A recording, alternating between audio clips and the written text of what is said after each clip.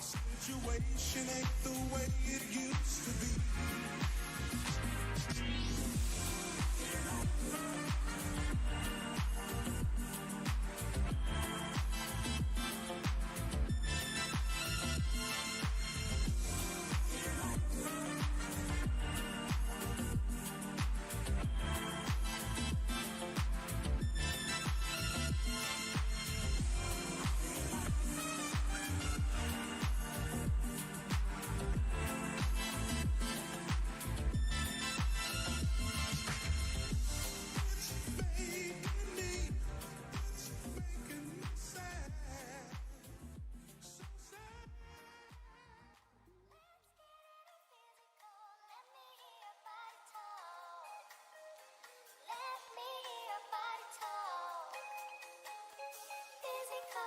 Physical, I wanna get physical.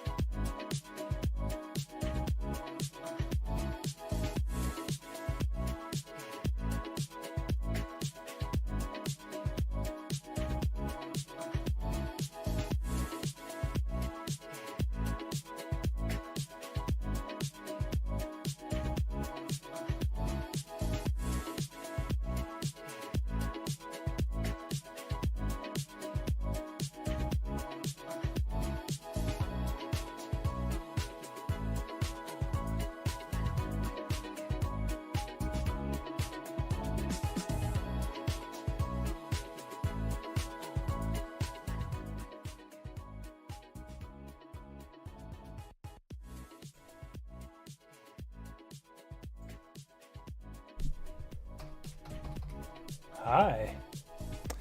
Hello everyone, welcome to the stream for September the 9th. Yeah, happy 0909 Cheerno Day. Yeah, I had work today. Something came up for one of my coworkers, and I had to cover his shift, so I was working today, and now I'm not working anymore, and so we're streaming. And so here we are, this is the stream. Welcome to it. Yeah, so this will probably be the least viewed stream I will have done in a long time here, because we're going to be playing some Lord Monarch here. Not exactly the most enticing game for most people. Most of the time people are like, oh, play Mega Man, play Mario, play Resident Evil, and I don't know. I'm just like, screw you guys. I want to play some Lord Monarch.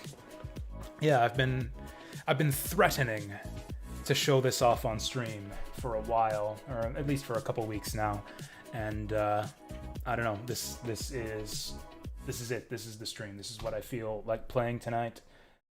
Here it is, Lord Monarch in all of its glory.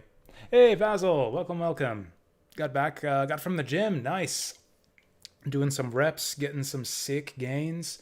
I mean, the work shift was work. I would have rather been streaming, so in that sense, it was a disaster, but I got through it. Honestly, it was like just a dull day. Like, it felt like it took forever.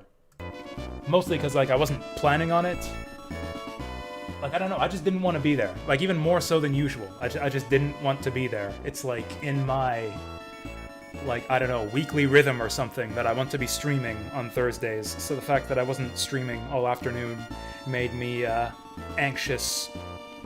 And yeah, just made the time pass by at like a glacial pace. But and then we had game night after that, which was kind of nice. We had IRL game night and played some Vampire Rivals. Everyone's getting better at that game. We had a really close game tonight, so that was a lot of fun. And yeah, now here we are in Lord Monarch land. Are we getting the chat messages on stream here?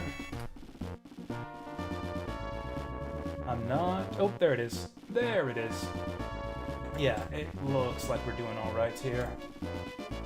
So, I guess I could. Well, I'll blab about this game for a little bit before we actually start playing it, or maybe we can just chat until more people get here. It feels like the game audio is still a little bit loud. There we go. Getting back out of shape. I'm in the same place right now, yeah. It's not even since COVID, just in like the last month, maybe several weeks or so, I've been really bad. I've picked up a bit of an ice cream habit. I've been going to Dairy Queen like every other day after work, trying out all the new summer blizzards. I think I've had one of everything on the menu at this point this summer at the local Dairy Queen, and yeah, that's not good for my health. Hey there, Vince. Oh, we get the blahs all over the place. Blah, blah, blah to you too. Are you saying I should stop blahing so much and get on with the game? But yeah, I do need to start, like, I don't know, working out or not snacking at the very least. Honestly, I think the opening demo here is probably doing a better job of showing this game off and what it's about than I could even do for you guys. Like, yeah, there's a town. We're gonna try and conquer it. We're building some buildings as we go along, and that's basically the whole game. Build towns, and then towns build army people, and you can use the army people to either build more towns or fight other army people. You change the tax rate to either make more money or make more people, and once you dominate the whole map, you win. Oh, digging into Tales of Arise? Nice. Yeah, I guess no spoilers, I guess, since we got other people who are still looking forward into the Tales of Arise and haven't dug into it yet. So then you, Vassal, were saying that it was either going to be Tales of Arise or Bravely Default 2. Have you had a chance to play much more of that? Spoiler alert, it's a Tales game. So, like, what does that even entail? I don't know if I've played enough. I don't think I've played enough Tales games to really like speak authoritatively about like what kind of tropes you typically see in the series. Man, honestly, I could just watch this. This game just plays itself anyways. Like, it's mostly all automatic when you actually start playing the game. Like, I could just watch this demo. We could all just sit here and watch this demo, and it would basically be like the same thing as playing the game. I mean, you can play it during the stream if you want to, Vasil. Don't let me keep you. It's not going to be too much going on today's stream. So yeah, this is Lord Monarch. This is actually the Mega Drive port of Lord Monarch. This game was originally released, I think, on the FM Towns in like 1990 or something. Then it was ported to a bunch of other systems as well, including a Windows version, which you can actually download for free. Am I actually just gonna watch this? Yeah, let's just watch this. Oh, okay, we're done watching this. So yeah, this is, I guess you might call it an RTS. But weirdly enough, this game is actually part of a series. We can just erase that. I was doing a little test play. This game is actually part of a series called Dragon Slayer, which some of you guys might know. Dragon Slayer is a weird series from Falcom. It's like a bunch of early RPGs on the like PC-98 and Famicom. It encompasses a lot of famous games that a lot of people don't actually know are all part of the same series. I've got a list right here. Yeah, Xanadu, Legacy of the Wizard, Sorcerian, and Legend of Heroes, probably most famously, are all actually games that are part of the Dragon Slayer series. And then a bunch of those kind of got their own spin-off titles from there, like Xanadu was the Famicom sequel or continuation of Xanadu. And yeah, this game is like the 6th or 7th in the Dragon Slayer series, and it's nothing like any of the others. I mean, all the others are different from each other too, but they're usually like action-ish RPGs. And yeah, this one's actually more of a strategy game, kind of an RTS, actually. Yeah, I think Tokyo Xanadu is also like a distant ancestor of the original Xanadu, which was originally part of the Dragon Slayer series. So they kind of iterated on this Lord Monarch game, like time after time, and then eventually they came up with this Sega Genesis version, which I think was partially developed by Sega. The original Lord Monarch is kind of dry, or I don't know. It doesn't have a story. Like it's just a series of maps with loosely cobbled together themes surrounding each one. With this Genesis version, they actually revamped the visuals and the style and everything, and actually attached a story to it, where they're like the Prince of Monarch Land trying to become. Yeah, this is the story. I am an adult. One day, Prince Alfred was summoned by the king. Knowing that little rascal, things are bound to get noisy. So, you know, it's this kind of story, nothing super serious, but it's super charming. This game was only released in Japanese, so I'm playing this via an English translation patch that you can get over at romhacking.net.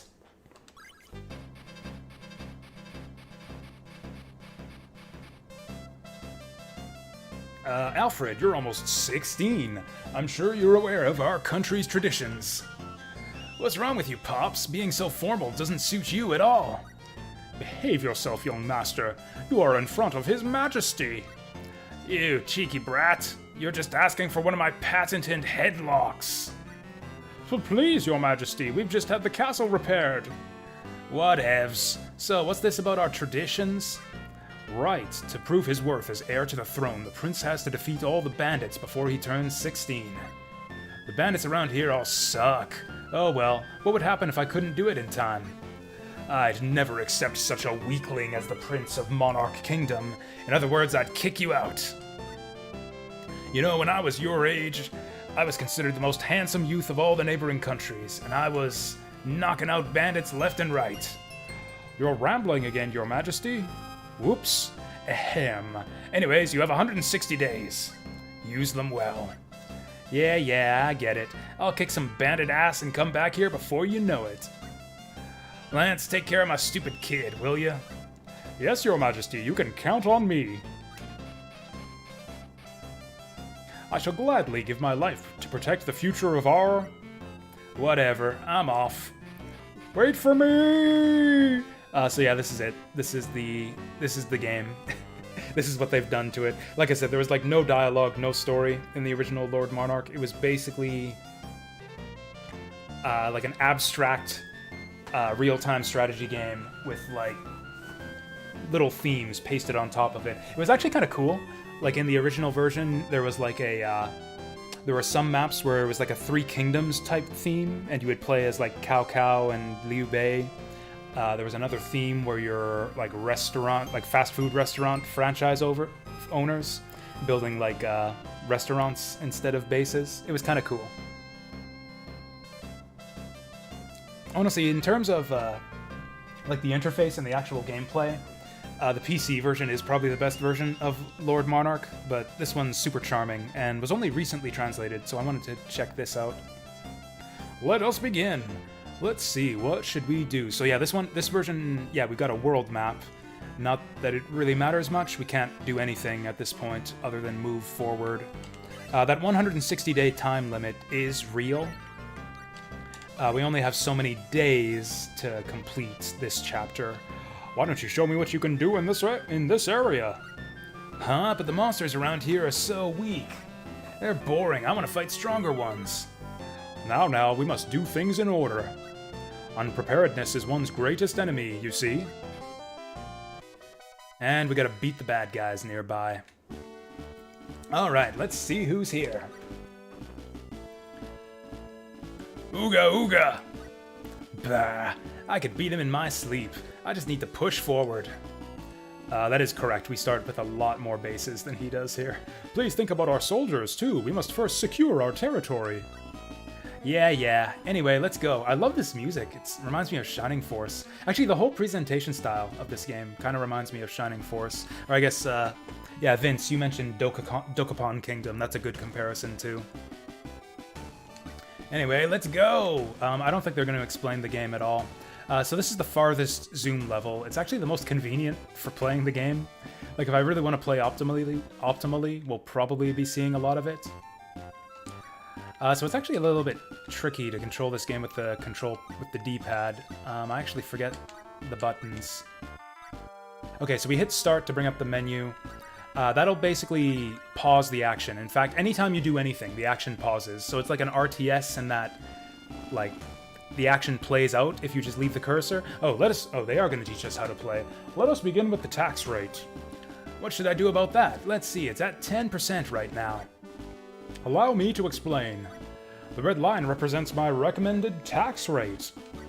You can just follow my advice and it'll be fine. Don't follow his advice, it's terrible. I'll teach you guys about taxes.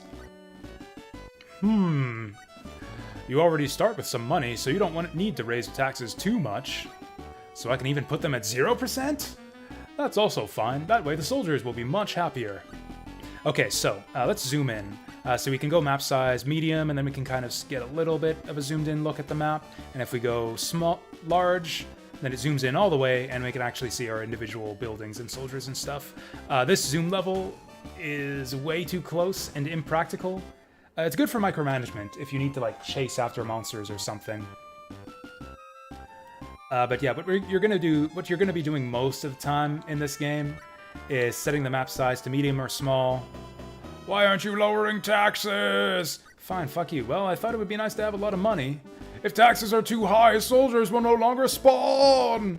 I see. Well, I have a lot of money now, so I can lower the taxes and increase the number of soldiers. Right, so that's a good lesson. So you can hold down the A button to change the tax rate. It goes from 30% to 0%. The higher the taxes, the more income you get, but the slower you produce units. You can't go to a 100% taxes, but you will produce units very, very slowly. He's actually the reason he's complaining about taxes is because we have a bunch of money already, so we don't really need to raise taxes. In fact, lowering taxes is good advice right here. Generally, I think optimal strategy in this game is to set taxes to 0 at the start so that you can build bases. Your tax revenue is based on the number of bases you have, or these camps around. So every camp generates income and builds new soldiers, and the tax rate determines how much of each it'll do. So if I jack the taxes all the way up, it'll build soldiers very, very slowly, but we'll make a bunch of money. You can see my money ticking up there by like 300 a cycle. If we set taxes to 0, we'll build soldiers really, really fast. The soldiers can do various things. In fact, if we can just build a soldier here. Actually, let's go low zoom so I can select a soldier once he pops up. Okay, so you can move the cursor onto a soldier and click on him, and this shows us all the things we can do with soldiers. We can direct him to build a new fort. We can have him destroy a fort, which you'll usually do on the enemy forts. You can have him build a fence that'll like erect a barrier to keep enemies out. They can destroy the barriers, but it'll cost them money. All this stuff costs money, by the way. Forts cost like $100. Fences cost a bit more than that. Guard will just have him sit there, and Reinforce will combine him into another unit. If two of your units collide, they'll combine into one big unit. Like you see that number there on the top right, under where it says Build Fort? That's the unit's strength. If the units move into each other, they'll combine their strength to make like a super unit. That's important for combat. Normally what you're going to want to do is just go auto. And they'll just do whatever they feel like doing, which is usually just building forts. The more forts you have, the more soldiers you can make, and the more income you can get. So yeah, you want to build a lot of forts, especially in the early game. Oh, we got forts over here too, nice. Oh, hey there, Saturn Meteor. This game is on Mega Drive. Or, you know, Sega Genesis, as it is known in North America. But, you know, it was never actually released on the Sega Genesis. It was released on the Mega Drive in Japan. So you can see how it's, like, basically, the way the game is set up is kind of a rich get richer type thing. Like, whoever has the most bases is going to just continue to pull ahead. Oh, I averted my eyes for a bit and we lost all of our money! It's because I lowered the taxes. The soldiers were very happy. Everything needs to be done in moderation, my prince. I see. I guess I'll raise them just a bit then. He's saying that because our gold is down to 1,000. Yeah, because we're building so many troops and building camps so quickly. Yeah, we're chewing through our money now, so let's set to the recommended taxes. So yeah, the enemy's basically doing the same thing we're doing. He's just doing it a lot slower. I don't think that the enemy adjusts taxes or really even does anything with their soldiers other than play auto. Where the challenge of the game comes in is whereas on this map we start with more camps, so we're at an advantage already. For this map you don't really have to do anything other than just auto your way through. But for future maps you'll be at a big disadvantage to start out, where like the enemies will have like a bunch of camps and you'll have almost nothing, and you've got to use some advanced tactics to push your way through. But yeah, for this map we can pretty much just auto battle, and we'll be fine. We got a bunch of money now, so let's go back down to 0. Do you have to pay upkeep for the soldiers? No. So building a camp consumes the soldier. Actually, pretty much all of the actions that the soldiers can take will consume their strength. In fact, just moving will consume a soldier's strength. Like, if he's on top of a camp, he won't spend his strength. But yeah, you can see... Actually, a bunch of our guys are combined. So yeah, this guy's clearing out trees right now. That costs strength. You can see his strength ticking down. Now you see that guy there is an M. That's because a bunch of troops have moved together, so he's become a medium soldier now. He's got like 1,000 strength, and now because he's moving around so much, he's worn out his strength just from moving. So one trick you can do... Let's go nuts here. Let's actually do some orders. So this is the full menu. You can set init. That basically tells you, like, that's the initial orders for any new soldiers you build. So it's like anytime you make a new soldier, have them do this. What we're going to do now, since we're probably about to win, is I'll order them to destroy... Oh, and then, so we go init, destroy fort, and then auto means go back to auto AI, or you can continue, which means just continue doing the same thing you told them. So if I go destroy fort and then continue destroying fort, these guys are all going to go ham on the enemy here. So that's initial orders, and if you go in all orders, that's an order that applies to every single unit currently on the map. So I'm ordering all my troops to destroy this fort here, and then continue destroying forts, and this should get just our guys to go ham on the enemy and destroy and wreck all of their shit. Yeah, look at them go. Look at them go. And that's just gonna destroy the red economy. wipe those red bastards off the face of the planet. Well done, Prince! Victory's almost ours! Now, we don't... Go, soldiers! Nobody can stand in our way! We actually don't want to win just yet. So the main objective of the game isn't just to win. You want to spend as few days as possible. Like they said, we have 160 days to clear the chapter. So we want to clear this map efficiently. You will take a day penalty depending on how much unconquered terrain is left on the map at the end. So what you actually want to do is you want to conquer as much territory as possible before you go ahead and conquer everything. Oh yeah, one other thing that's kind of important is we can change the speed. Let's bump it up to 4 times speed since we're about to win. This is 4 times speed, by the way. This game is kind of slow. If you play the PC version, you can set the speed to like 50 times this. You can go like turbo speed. We don't have any money! That's fine. We can just increase taxes. You bought Fresh Bites right at the end of my last stream. Nice, how is it? It's lower difficulty compared to the original? Oh yeah, so Fresh Bites is, yeah, the new remake of the old 2D Blood Rain game, which I hear was quite good.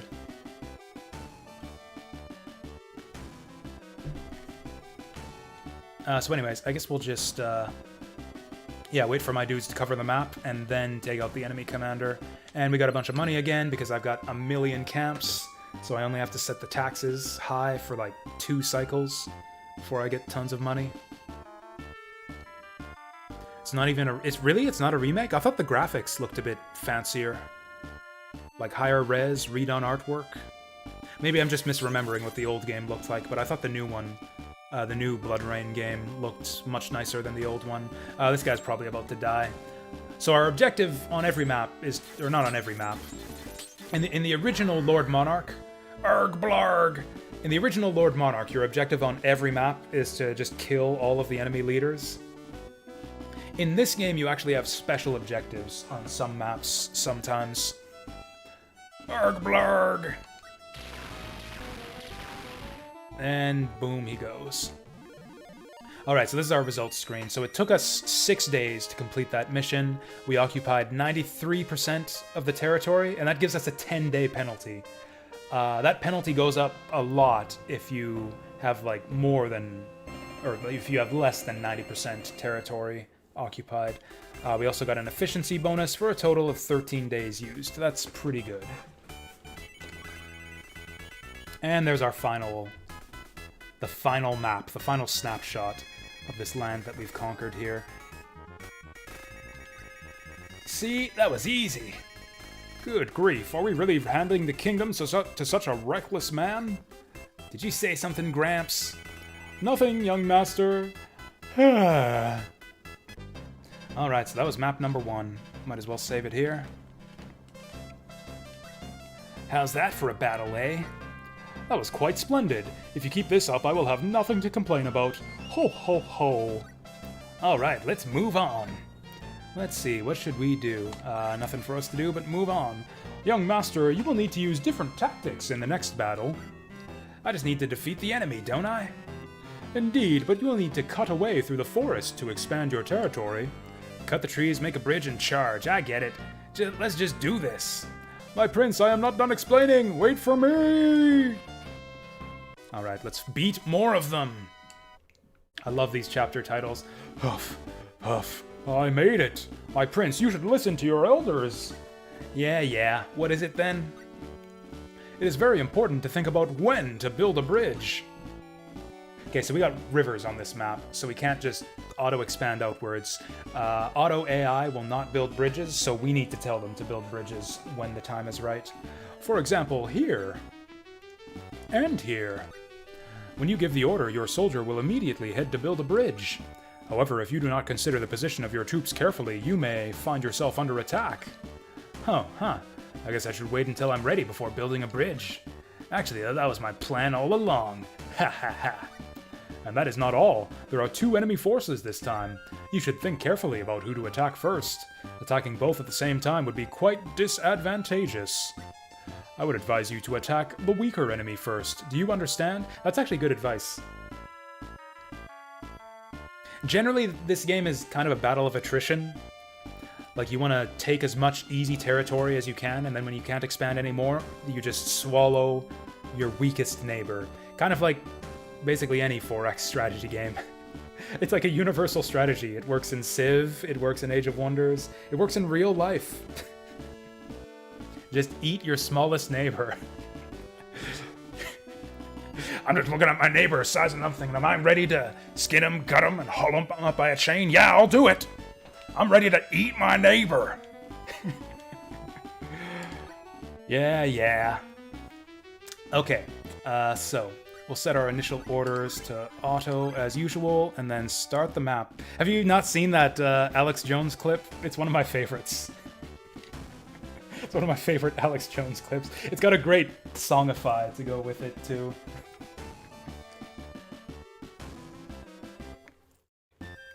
There's a PC version of this game. Yeah, I should toss you guys some links in case you're interested in it. This game's not like the greatest in the world, but it's an interesting historical curiosity. It's kind of a different, like, it's proto RTS. Like, this game actually predates all major RTS games like Dune and those types of games.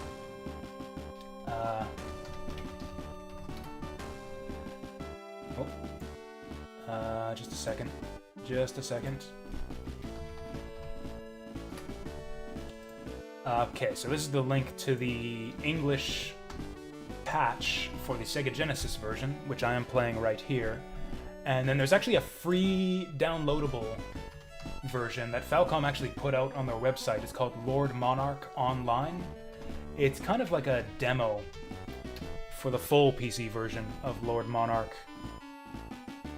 And it actually is fully translated into English. I think it even has like a manual too. You can download that right here. Yeah, it's probably the most functional and usable version of the game. It's got a lot of quality of life features. It's way easier to navigate the menus with mouse and keyboard. You can speed up the game speed to like 50 times what it can go at on the Genesis version. So yeah, those are your two links if you want to check out Lord Monarch. Once again, we start. Let's survey the tactical situation here. So once again, we start out at kind of an overwhelming advantage. We've got like 10 times more starting camps than the enemies. They told us not to fight 2 enemies at once. I think I'm going to fight 2 enemies at once. I think we're just going to spread out and conquer everything as fast as we can. It was on DOS as well. It got a lot of ports. There's a Super Nintendo version as well that kind of sucks. It's got like all the problems with like the interface and the slowness that the Sega Genesis version has, but with none of the charm. Like the SNES version is just a port of the Windows version with slow gameplay and inferior graphics and sound. Oh, the game you mentioned above, I missed that. Remember the name of a game you haven't played since the 90s on Amiga? Warlords. Is that like a Pong/Breakout clone? Is that the one where you've got like the square castle made of like Breakout bricks and you're like ponging a ball around to defend your castle? No? Okay, never mind then. Never mind. In that case, no, I don't know Warlords. Okay, pretty soon we're going to start getting to the trees, and then we're going to have to expand outwards. Oh, it's a strategy game. Oh, okay. What's the game I'm thinking of, then?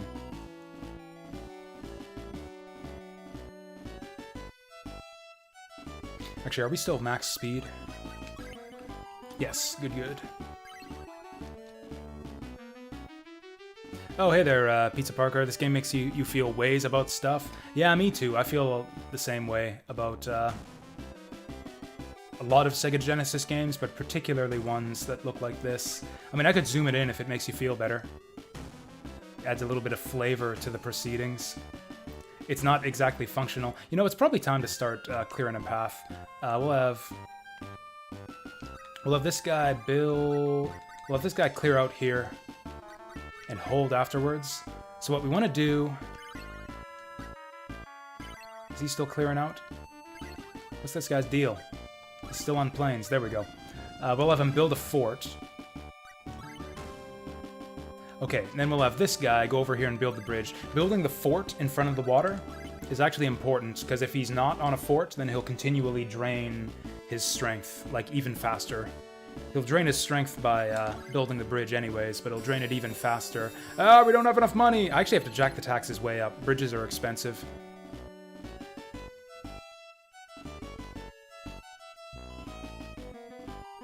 Are we even making progress on that bridge? Bridges are really expensive. I probably should have started building this much sooner.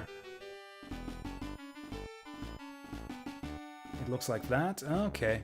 Is this guy even working on the frickin' bridge? Hey, we spread out our territory. Heh, that was easy. Don't you think it's time for you to go out to battle personally? Why should I do that? Because it's easier and faster for you to destroy enemy positions. It will really help out our soldiers. Alright, time to kick some butt. But be mindful of your own health, Prince. If it gets too low, hurry back to the castle. And don't forget that you won't receive any taxes while you're away. Yeah, I get it already. What, people just decide to not pay their taxes when the leader is out? That's rude. Okay, let's build... Oh, I see. Oh, I've been messing it up. So one to select, one to choose the target, and then we build the bridge. He's not building that bridge. What are you doing, son? Build the bridge. There we go. There we go. He built the bridge. I'm broke as fuck now. Anyways, I'm gonna look at that picture of warlords now. Okay, yeah, I actually don't know this game. I don't think I've seen it before. So this is like another early RTS type thing. I don't know. This looks a bit primitive even for me. I mean, I'm sure it's more complex. Oh, it's turn-based. Okay, then it might be my speed. Okay, we need to make some money. Actually, yeah, we need to make some money, so I can't send my king out yet. But yeah, that tutorial message we got is actually good advice. If you send your king out... Yeah, you can see he's got 5,000 strength. Your king gets more and more strength the more camps you have. Like, your king's maximum strength is determined by the number of camps you have. We're gonna get to about, yeah, 3,000 and then start pumping out soldiers again. And since taxes are at 0 anyways, now we might as well send our king out. So yeah, while your king is away from the castle, you won't collect taxes. So it's generally not a good idea to send him out unless you have a bunch of money already. And so what he can do is just go apeshit on the enemy camps, and this will wreck their economy so that we can go further and further ahead of them. You can see our king's strength in the top right corner there. And then yeah, we're like micromanaging him a little bit too. Let's go large size so we can see what he's doing. Here, wreck this guy. So I'm just selecting him with the cursor. And yeah, telling him to go wreck shit. You can't give commands to your king like you can to the soldiers. Like, your king can't do anything other than wreck shit. He can't build buildings or bridges or fortify or anything like that. He can only destroy. It's kind of like a metaphor for, like, monarchy in real life. Absolute power corrupts absolutely to the point where you're not good for anything but destroying everything you touch. Oh good, our boys are creeping into enemy territory now. We might as well go over here and start creeping up into blues shit too. Oh, we're starting to run a bit low on strength. We might want to go back pretty soon.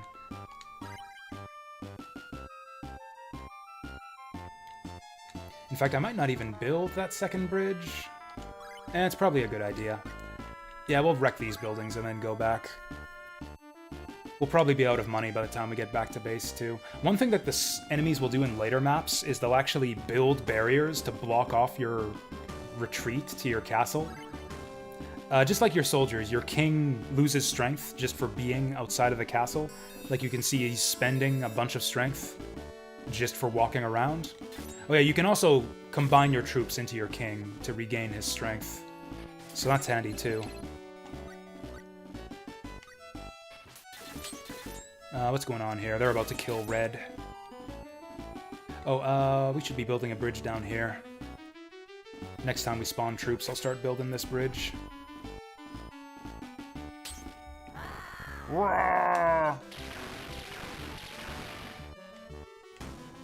All right, good fight, good fight. There's only one army left. You can do it. Defeat the last enemy. This probably would have been more efficient if I would have built this bridge down here too. Expanding on only one front is a bit inefficient. Like all this land down here is just going to waste. We got a bunch of money now, back to 0. I don't know how to look. I don't know how to manage an economy. You set the taxes to 0 or you set the taxes to 100. That's Jasunomics 101 right there. There's no reason for any middle ground. Oh, you're a soldier. Build us a bridge.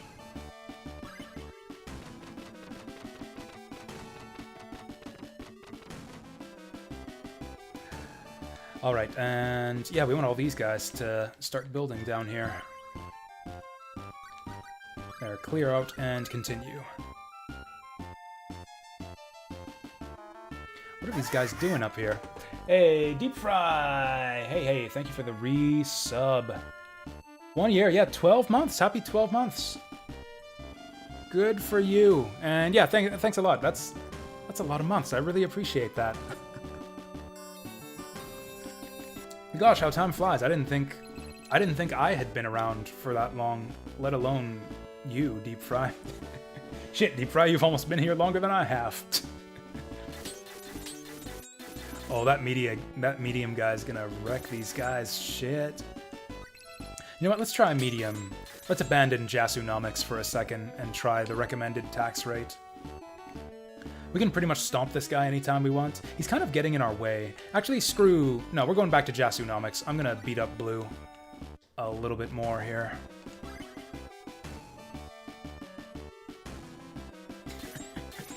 Yeah, that's how it is. Once you hit 3 years, you inherit the title of Jasu. That's the rules. It's like being the Highlander.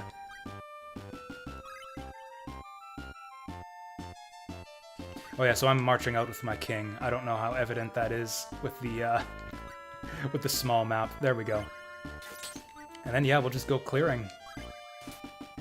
Actually, well done, Prince. Victory is almost ours. Don't lower your guard. This is the most important part of the battle. Yeah, the part where we slack off and deliberately lay off the enemy so that we can take as much territory as possible. You can see all of our guys are idling now because I don't have any money to build buildings. God, I love the music and just the style and the visuals in this game. Although it's a shame that the real visuals just look like this. Or actually, even this map is probably even more functional. There we go. Lord Monarch. I love it. Beautiful visuals. Really shows off the power of the Sega Genesis. Oh, I forgot to jack up taxes. There we go. Okay, you guys, all of you idiots. Yeah, here we go. All. Build fort and continue. Here. Oh, and then, yeah, do it. So that's actually going to set a rally point for this spot right here on the bridge, which is kind of annoying. But, oh wow, it's also going to create this big stompy dude right here. Look at that guy. I think there are 3 tiers of unit upgrades depending on their strength. I've never combined enough soldiers in this game to get a large unit. I've never really seen a point to it.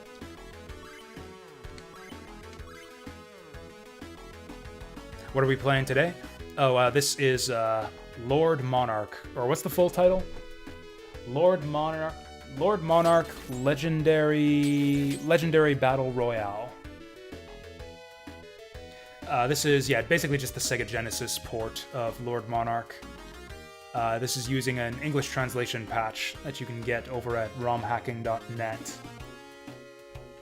The original Lord Monarch was on, like, PC 98 or FM Towns or something from 1991. It's part of the Dragon Slayer series. Which you can really tell. You can really see that, like, Dragon Slayer like series vibe to it, in the sense that this is absolutely nothing like any other Dragon Slayer game. Which is like, I'm not even memeing here because every Dragon Slayer game is nothing like any other Dragon Slayer game. What the fuck are you guys doing? Oh, I forgot to set the taxes. Man, our time is going to be so terrible on this map. I forgot to set the taxes back to 0. I've got $10,000. This map is a disaster. Okay, all you guys, auto.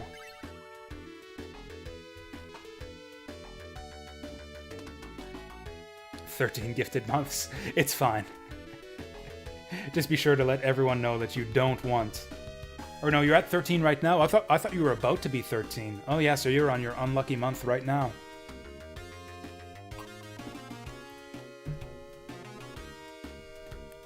Okay, what the hell are you idiots doing? All of you, get over here and build some forts. They're all just standing there.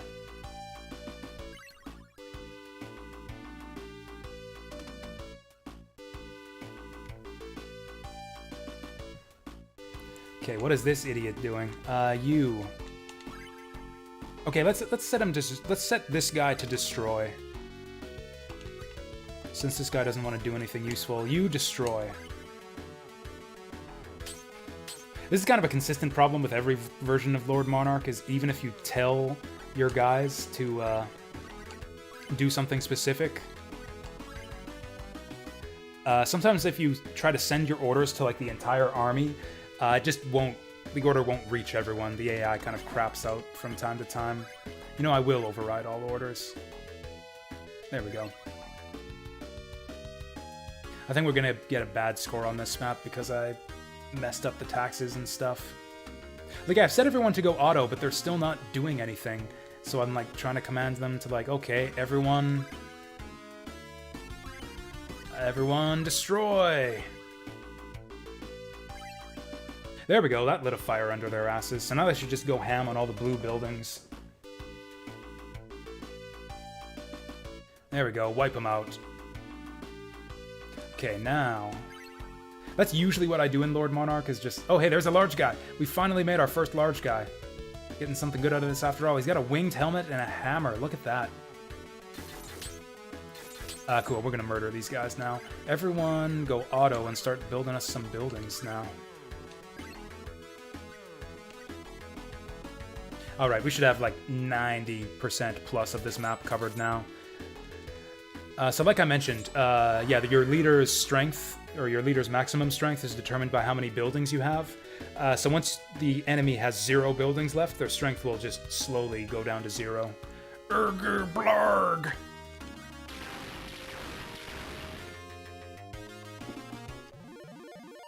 Beat more of them! Hey, we beat more of them.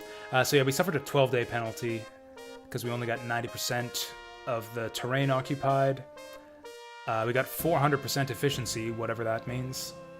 Okay, so we spent 12 days, we took a 12-day penalty, but we got 3 bonus days for a total of 22 days spent. That's not great. Piece of cake, heh. Ah, youth. We've got 2 more maps. I think we'll be fine. 2 more maps for the chapter. Battle progress has been saved. Whew, give me a break. Ho ho ho. It seems that even you can get tired from all this hard work, Master Alfred. Ha! It's just because I gotta deal with you, Gramps. Grrr, you should respect your elders. Let's see, what should we do? Let's move. Young Master, there are 2 bandit camps in this area. Please be careful. Bah! A lot of garbage together just makes a garbage dump. I'll just push forward as usual. My prince, you have to take this more seriously. The result of these battles will determine whether you are fit for the throne or not. Beat some more. Okay, we're gonna beat some more. What, we beat and then we beat again, and now we're gonna beat some more. Be careful, my prince. About what? There are caves in this area. Look. Oh yeah, so there are neutral enemies on some maps. They'll spawn from caves. Yeah, like he's about to tell us. Pesky monsters will come out from these caves. These monsters will keep growing stronger. You should not ignore them for too long. I guess I should seal these caves then. Indeed, you should give this order to your troops as soon as possible. Also, look, there are 2 enemy camps in this area. When dealing with multiple foes, you should attack the weaker one first. This guy and this guy, huh? They both look like weaklings. I'll just attack both at the same time. You'll be the death of me! Okay, so, yeah, like he said, the neutral enemies will spawn from the cave at regular intervals, and they'll just roam the map randomly, but they will combine with each other if they run into each other, just like your troops do, which can eventually make, like, a huge enemy if you leave them alone long enough. And yeah, if they run into your troops, they'll kill them. If they run into your buildings, they'll destroy them. They are a huge pain in the ass, so we're gonna do what the old man says and take those guys out ASAP. Oh yeah, there's a cave up here. Good job, random townie. I didn't even see that there. I didn't realize that the auto AI would seal up caves for you. Okay, we're gonna wait for a guy to spawn, and then we're gonna seal up that other cave.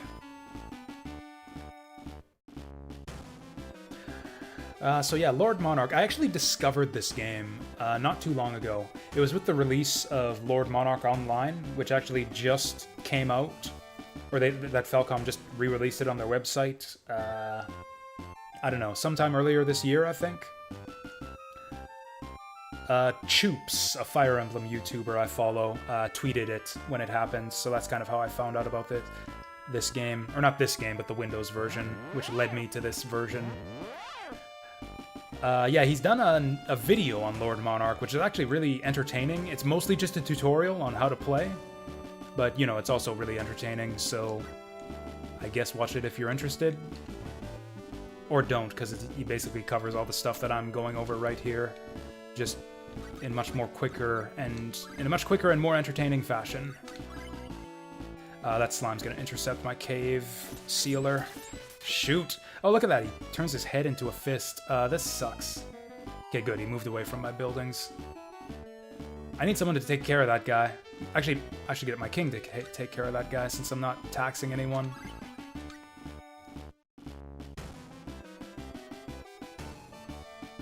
Alright, this is where micromanagement comes in. We gotta chase this idiot around. Also, I need to get one of my guys to seal up that cave.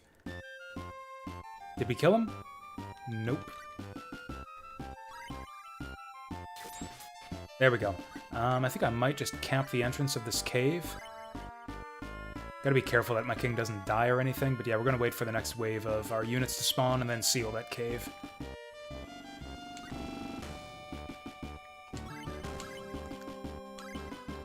There we go, so I gotta get my king out of the way so that he doesn't absorb that soldier.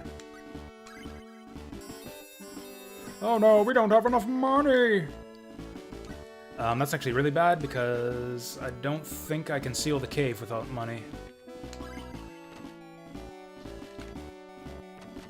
Ooh, playing more spicy ramen. Nice. Oh, apparently sealing caves is not that expensive. Okay, now we're in expansion mode. Wasting all that time on that cave might have slowed down my expansion a bit. Yeah, we can still murk this guy. Oh, this is bad. There's a cave up here. The longer it takes us to get up there, the more these guys will build up. I guess he's Blue's problem for the time being. Oh, we gotta set taxes too. There, all you idiots, start building stuff. All. Build fort. And then continue.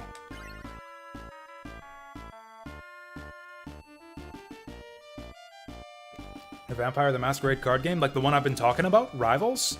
Nice! I hope you found some people to play it with. I've been having a great time with it so far. Yeah, me and the guys have been playing for a few weeks now. The games are starting to get really tight and competitive. I got kind of screwed over today. The Vampire uniqueness rule is tough to play around. Like, there's only one copy of each vampire allowed in play at a given time at the entire table.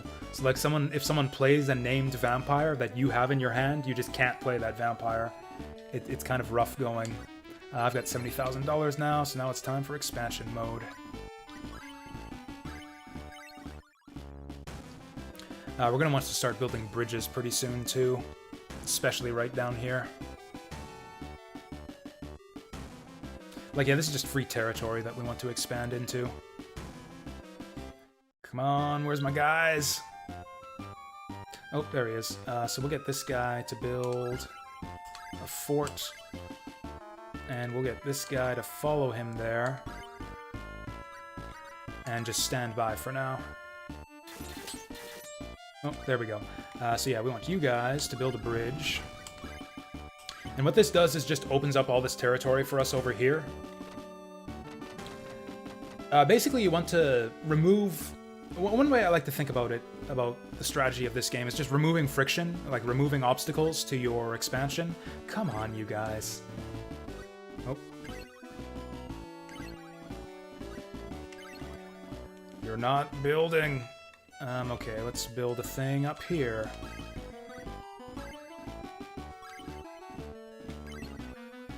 There they go. I'm actually going to set some taxes now too, because we got enough troops that we're going to be building super fast. Probably run out of money soon.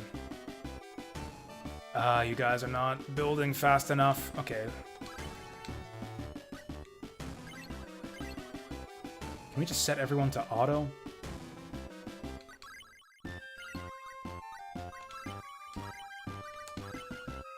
There we go. Override everyone. Go auto.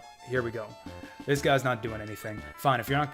He's got a ton of strength. I guess we could build a bunch of bridges here. There we go. Put his strength to good use. Okay. Continue was the wrong move there.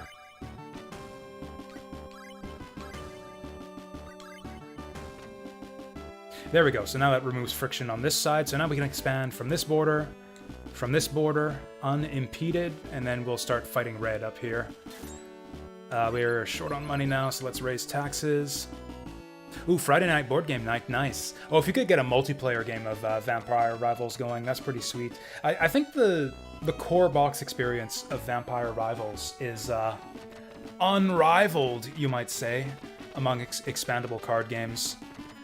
Like the old Fantasy Flight living card games tended to have pretty shitty core boxes, like you had to buy multiple copies to get like reasonably strong decks to start playing the real game.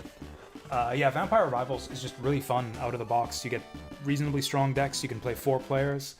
Okay. Also, since we're at 0 taxes, let's start wrecking red. I also sometimes have board game night on Friday nights, although I tend not to get notified about it until the last minute. Hopefully no surprises this week. Honestly, even if they do text me and say, hey, board games this week, I'm probably just gonna say no to make up for the streams I've been missing this week.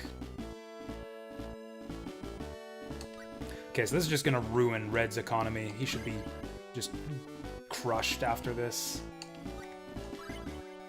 Actually, we have to be a little bit careful here. Sometimes the king will move out to intercept you. We've got 6,500. He's got 2,000. So we would kill him if he moves out. The castle actually provides a really big defensive bonus. You have to have a huge strength advantage. So instead of just killing all the enemy's buildings, you can just attack him with your king. You have to have a really big advantage, though, for that to work. Actually, I'm at 5,000 to his 1,000. I could probably kill him right now. This will probably work. Yep, we got him. Arg blarg! I believe that converts all of his buildings to my side. Boom! There's only one army left! You can do it! Defeat the last enemy! Actually, let's go ham on blue now. This choke point is kind of a pain. We've got an overwhelming economic and production advantage here. But because of this choke point, we can't really use those numbers to our advantage. So let's thin their numbers a bit.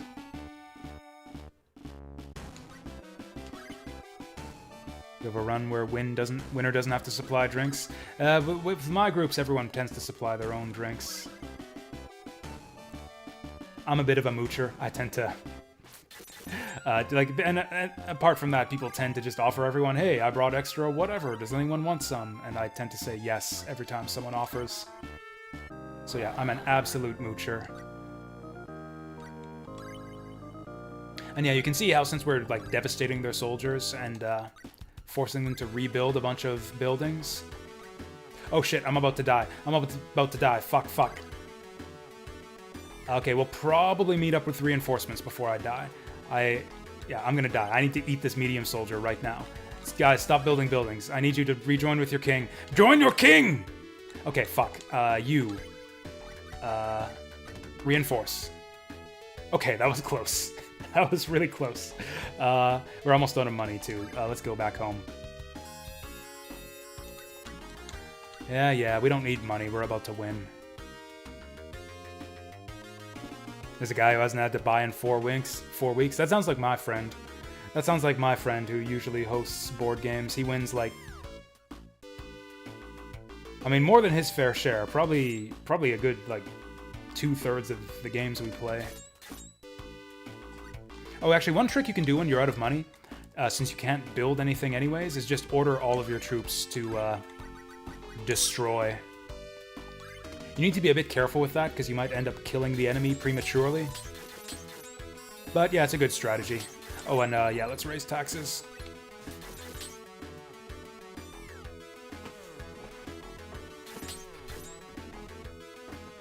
So, I don't know. I like this game. I like this game probably more than it deserves. I like that it's RTS, where it's like not really RTS. Like it's like got 2 modes. It auto plays, but you can pause it to assign your orders. It's got like some basic tactics, not in these early maps because you start out with an overwhelming advantage and don't really have to do much.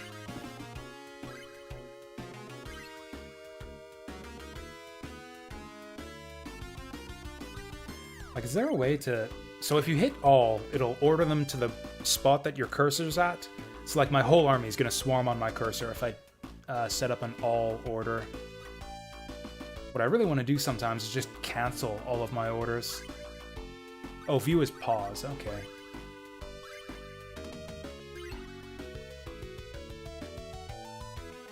Anyways, I guess we're just going to wait for these idiots to build some buildings. I've got tons of money now. It's kind of like a vision of like a different paradigm of like how RTS games might have been, and I kind of think I would have liked it better if the genre had ended up being more like this. Okay, why are you guys not moving? Build!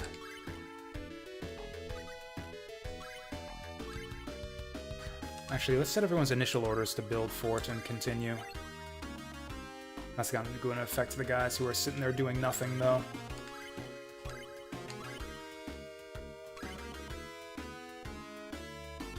There we go. There we go. They should clean up for us now. Yeah, when you get enough units on the map, it just, I don't know, it just can't figure out what to do. It loses track of units, I guess, and forgets to assign orders to them.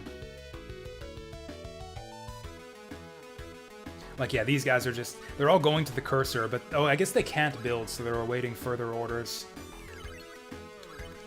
I guess we could set everyone to build fort here and continue.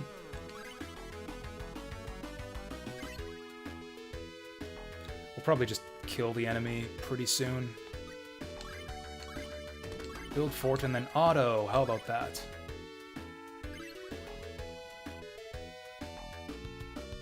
He has rum, best of 3, spicy ramen, 2 Catan.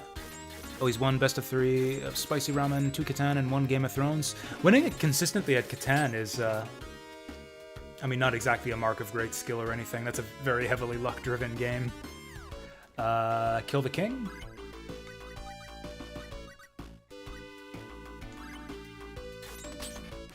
Boom! Ergablarg! We should have like 100% coverage here. Alright, so it took us 11 days. Yeah, we've got 99.4% coverage. 0 penalty days. And with that, we only used 12 days. That's our fastest map yet. I only had 146 efficiency. I still don't know what that is.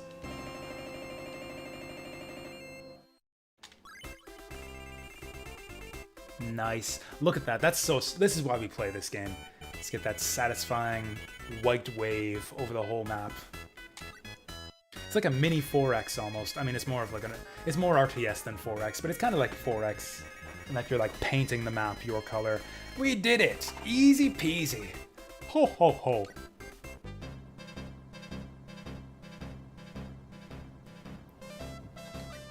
How about that, huh? Was I great or what? Ho ho ho. Ah, to be so young and naive. You still have a long way to go before you can be officially acknowledged as prince. Alright. I mean, he says we have a long way to go, but we got one more battle.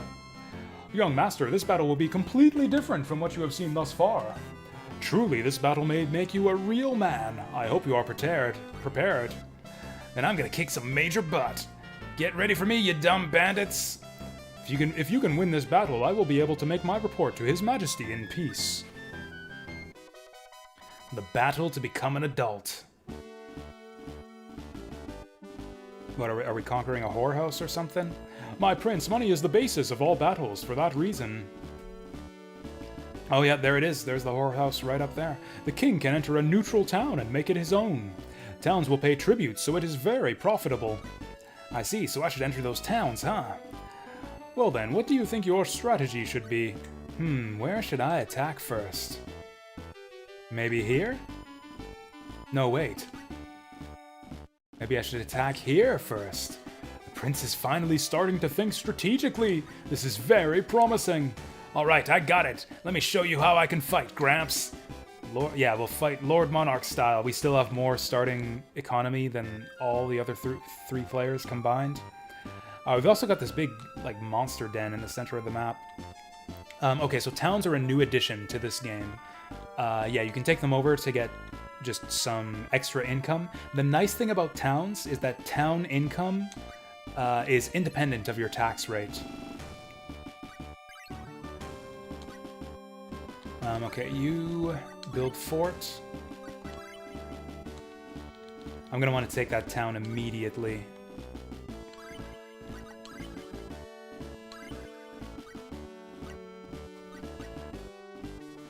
Yeah, so since it's independent of your taxes... Oh, we gotta break down some barriers, too. That's a bit of a problem, because destroying fences is a bit expensive. Oh, never mind. Never mind, it's actually super cheap. Maybe it's building them that's expensive. I would make fences kind of shitty if they're expensive to build, but cheap to destroy. Anyway, so we'll get our king up here. Conquer the town, and then we'll get some nice income that'll come in even when we have our taxes set to 0. Although with that said, yeah, we did spend a bunch of money on that bridge, so I am gonna have to up the tax rate. Let's see what the situation is. Okay, so that bridge also will let us start building up top here, except there's slimes all over the place. Actually, I'm going to jack the money all the way up. I'm going to build up a little war chest. And then we're going to start building troops, and then I'm going to send the king out to wreck that slime. What the hell was that? Oh, so we could destroy yellow, like, right now. Actually, let's flood right now. I want to... We don't have a lot of buildings right now, so I don't want to just sit on this low number of buildings. I want to expand my economy. This little piece of shit. There he goes. I don't think there's anything else useful we can do with my king here.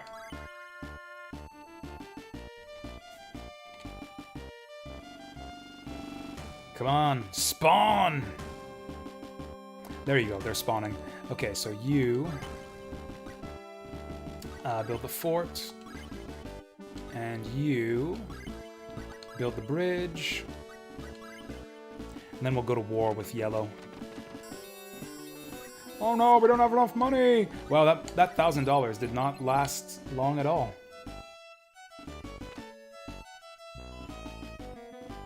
My guys are gonna kill themselves just wandering the wilderness with no money to build stuff. I thought I told you to build bridge. Oh, he doesn't have the money for bridge. It's actually kind of weird the way that it builds bridges in this game. You can see that, like, structures on the map have power. Like this C tile has 25 power, and it's going down and down as we build the bridge. So it's like the way that we build bridges is by reducing the C's HP to 0 to clear it out. I don't know, it's a bit weird. Yeah, that's right, Darth Meatbag. I was saying the same thing earlier. Not just that, but the graphics too.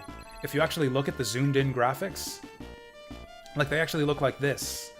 Like this is our hero right up here. Sadly, the zoom in is too zoomed in to be really functional, so you want to spend most of the game looking at the game like this. But yeah, I love these sprites though. You know what I would love would be to see like a modern PC version of the game done in this style at like high resolution, where you could have these graphics in a big window. Okay, we need our guys to spawn. There we go, there we go. There's not really any reason to break down that barrier yet. There is a reason for us to murder yellow people. I probably can't say that on Twitch. You know what I mean. Murder the sunlight people. There we go. Man, this guy sucks at building. Like, you should have way more buildings than this at this stage in the game, even from a weak starting economy.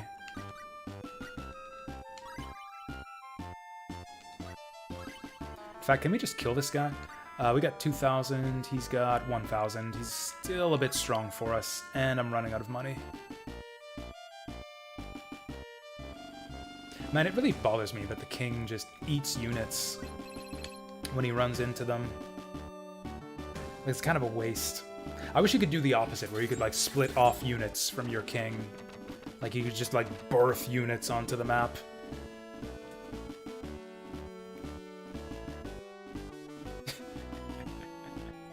Actually, in the PC version, the 4 colors are actually, what are the colors? Instead of yellow, it's black, I think. It's, yeah, white. It's blue, red, white, and black, I think, in the PC version. Maybe it's black instead of blue. So yeah, that can get pretty yabai too, when you're talking about, yeah, exterminating, yeah, you know. Oh shit, we gotta break down that barrier. I mean, that's kind of what the game is about. That's kind of what the game is about, is just setting the torch to civilizations with people who are of different color than you. And naturally the player color has to be white, because of course it does. Forgot to change the taxes. I guess that's why you don't set the taxes all or nothing, is because then you forget to reset them. I should have set taxes to zero ages ago. We are landlocked. This guy's got 1,700.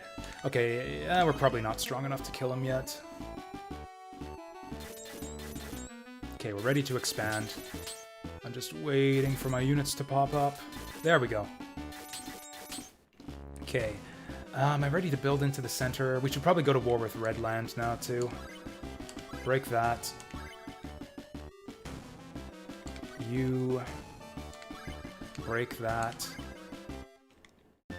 You break that. Yeah, we're gonna start a war on 4 fronts right here. Brilliant strategy. Oh my god, what are you guys doing?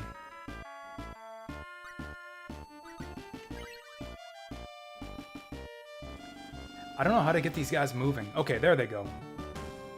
I feel like the auto AI is kind of crapping out on me. Okay, now they're on the move. I guess they want to combine into each other for some reason. I don't know why they want to do that, but I guess if you just wait, they'll get on the move. Okay, now Red's expanding into my turf. I don't have any taxes right now anyways, so I might as well go fight against them. Like using RGB as usual colors, throwing in black and white if more are needed. Yeah, that seems about right.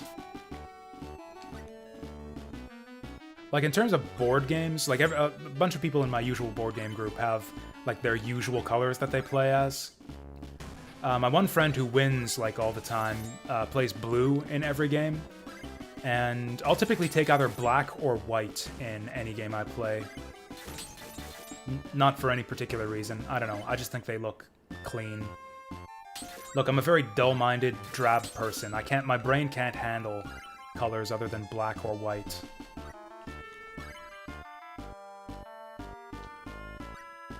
Are there slimes still? I thought I told you idiots to take down that barrier. Or did I hit the wrong thing? Anyways, we want to build bridge, not destroy bridge. Okay, you, get over there. And defense.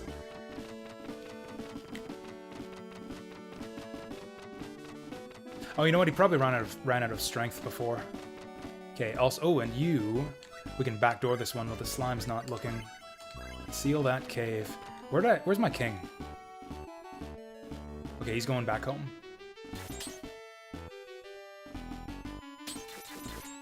Beautiful. So now we got easy access to a lot of land here. This guy's down to 1,300. My king will probably go up. Oh yeah, this guy's toast. Yeah, we got like 10 times the strength of this guy. Let's just go kill him.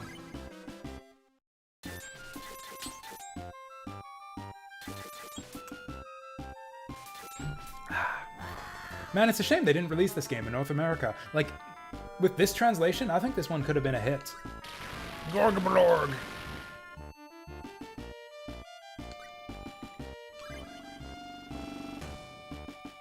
The music really does give off that Shining Force vibe. I wonder if it's the same composer. Because yeah, I know that Shining Force is, you know, a Camelot software planning game. Like they're the one. Camelot Software were the guys who made Shining Force, but I believe they made it with like some collaboration with Sega. So I wonder if this is like a Sega composer who did the music here.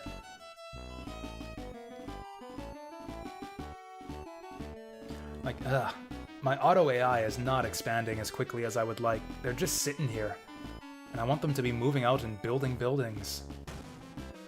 We could be expanding so much faster here. Whatever, I guess we're still winning. It's just a matter of time.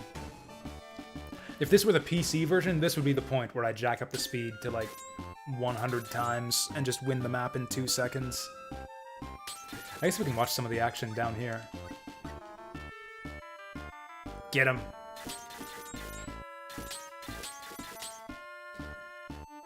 I see a red house and I want it painted white.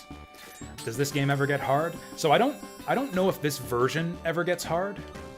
I haven't actually played very much of the Genesis version. This is kind of a recent discovery for me. Like, I knew about the Genesis version for a while, and I kind of followed the translation project. But the translation only got finished, like, earlier this year, and I only started giving it a try, like, a week ago. The PC version does get difficult. On the PC version, you end up with maps that are basically like the inversion of the ones you've been seeing so far, where it's like you start with 1 building, and you're up against 3 opponents who start with 10 buildings. So it's like you're up against, you know, 3 opponents with a 10 times economic advantage over you, and you've got to be clever about using like barriers and using your king to disrupt their economy. Also, one trick you can do is try to funnel the neutral enemy units towards the enemy and kind of set them against the neutral camps. Oh god. This is a terrible game for streaming because like I kind of just sit back and let the game play itself and forget to adjust my taxes. Oh hey, blue's going to war with red now too. Yeah, temporary alliance with blue. Fuck red's shit up. How is this guy even still alive? Okay, I'm getting sick of blue's shit down here.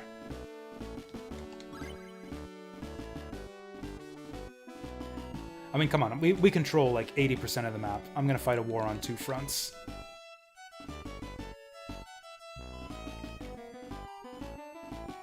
Now, what's gonna be frustrating is if the game does start getting difficult, the maps are still going to take a long time to complete, so like win or lose, it's going to be kind of a long map. In the PC version, since you can, you know, set the game speed to like ludicrous speed, You can retry, you can like iterate and like try different strategies and experiment very quickly. Whereas in this version of Lost could be like a big time waste if the game starts getting difficult. Didn't know about FM Towns and FM Towns Marty. Honestly, I have no idea what an FM Towns is. I was researching information about Lord Monarch, and I don't know, it says on the internet that it originally came out on the FM Towns, whatever the fuck that is. I'm guessing it's one of those like little like computer-y consoles, like the PC-98. I've come so far, there's no way I can lose. Let's do this! I guess we'll go... This is kind of a big map. We'll go back to small size. We've got so much territory. The kid is right. We really can't lose at this point. Oh boy. The FM Towns, Japanese... FM Townsu. Is a Japanese personal computer built by Fujitsu from February 1989 to summer 1997. It started as a proprietary PC variant intended for multimedia applications and PC games, but later became more compatible with IBM PC compatibles. In 1993, the FM Towns Marty was released, a game console compatible with existing FM Towns games. The more you know. That's kind of cool. I have no experience with those little, like, those, like, PC consoles. Like, yeah, PC Engine. I know there were a bunch of popular ones in Britain back in the day, too. And I just know nothing about them. I don't know the games. I've, like, never seen one in real life. I mean, that's even true of, like, popular consoles from back in the day. To this day, I've never actually seen a Sega Saturn in real life. Hey, 95 occupation for 4 days. So it seems like 1% equals 1 day penalty. Also, apparently we were super efficient somehow. So that's it, 17 days. 97 days remaining, so that took us about 63 days to get through Chapter 1. That was easy, how about that, huh? Ho ho ho, magnificent. You remind me of His Majesty when he was your age.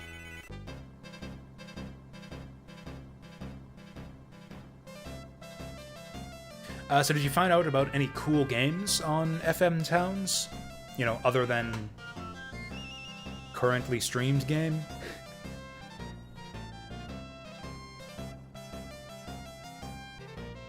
Anime-esque TV games at the same time as Dreamcast.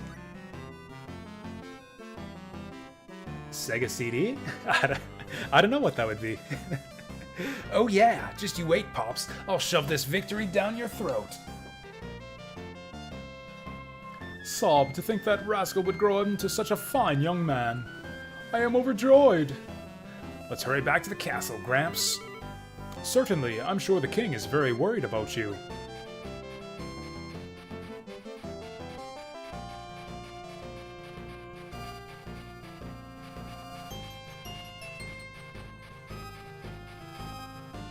Your Majesty, Prince Alfred has completed 4 trials as per our traditions. I have witnessed his prowess with my own eyes. That's my kid for you. Good job, Alfred. But remember, this is just the beginning of the road to become a king. Don't lose your focus and keep moving forward. Hehehe. So now I'm considered an adult, huh? This means I can do whatever I want now, right, Pops? Yep, that's what it means when you become an adult. You can do anything you want. Eat ice cream 4 times a week. Never do dishes. Don't pay your taxes. Anything you want. Grr! I hope you're joking, because I've got one of my headlocks ready for you otherwise. Oh well, I'll forgive you this time. This is a happy day after all. Wahahaha! Your Majesty, I feel so relieved. Now that this burden is off my shoulders, I can finally rest in peace. Wahaha! Don't be silly, Lance. I still need you to look after my dumb kid. It's way too early to retire. Eek! Please, my king. This is too much to bear for my old bones. Hello, I'm still here, you know. Oh, suck it up. Now let's have a feast. We're not sleeping tonight. Wah ha ha ha ha. Chapter 1, I am an adult complete. So, This stream is kind of like a test run for the type of stream I would like to do from now on after work. I really, really want to get in the habit of, if not daily streams, then just streaming as often as possible when I have nothing going on work days. And I was thinking what I might do. I have a few ideas. Like, I don't want to go too late. Like, I don't want to wear myself out. I was thinking like maybe 2 to 3 hours after work on work days.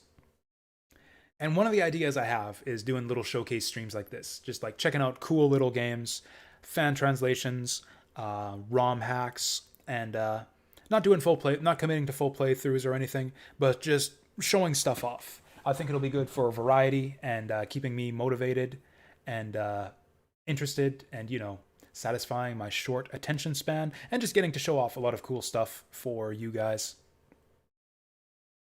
I actually have a big lineup of games here. Not just new games. Like, this is kind of a new game, kind of one that I'm discovering.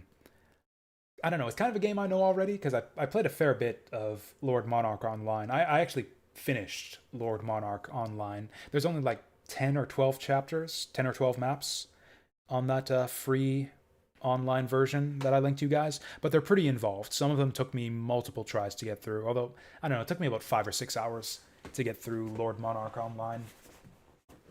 This version of the game I haven't played before, so I thought we'd discover it together and I could explain Lord Monarch to you guys. The Challenge of the Selfish Princess. This is where I played this far. This is where things get a bit more interesting, gameplay-wise. Now that Prince Al has been acknowledged as the heir, he's even more cocky than usual. Oh well, let's see what's going to happen today. My prince, my prince, my prince. You're creeping me out, Gramps. You are finally acknowledged as the prince of our country, and you're about to become a real man. Arg, enough with the creepy laugh. What is it already? You see, a messenger brought a letter from the neighboring country of Martica. Their king would like you to marry his daughter. Erg, I've seen that man once. He was a decrepit old coot that looked like a mummy.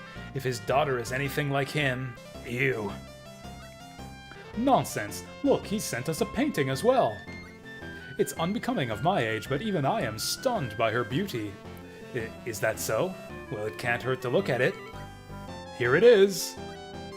Let's see here. Oh, hey. She's kind of... Other than the bug eyes, she's kind of cute. If I'm going to do after work streams, does that mean Tome Tuesdays? I mean, not Tuesdays, because I have D&D on Tuesdays. Although only every second Tuesday. I don't know.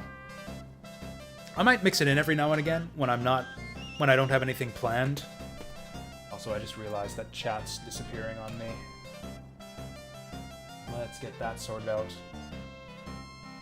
I kind of did some preparation for this stream, to be honest. Like, I did some research on Lord Monarch. I did a test play to kind of make sure that, and, you know, refresh myself on the mechanics and everything. So it takes a little bit of preparation to do, like, a showcase stream like this. So on days where I don't have all that preparation done, yeah, we could do, like, some casual Tome or like, any of the other myriad games that, where it's just, like, super casual grinding and not super mentally challenging or in-depth or anything. I've actually got a list of those games, too. I've got a list of games that I want to, like, try out and discover for myself. A list of, like, classic games that I know I really like that I could demo for you guys. And I've got a list of games where it's just kind of chill grinding and nonsense. And yeah, Tome is on that list of chill games, chill evening games. I've got World of Final Fantasy and Shiren the Wanderer on that list too. Dragon Quest Builders. Whoa, she's cute! What are you waiting for, Gramps? We must hurry to the Martica Kingdom. Come on! Fweh, heh, heh. Okay, now he's starting to creep me out.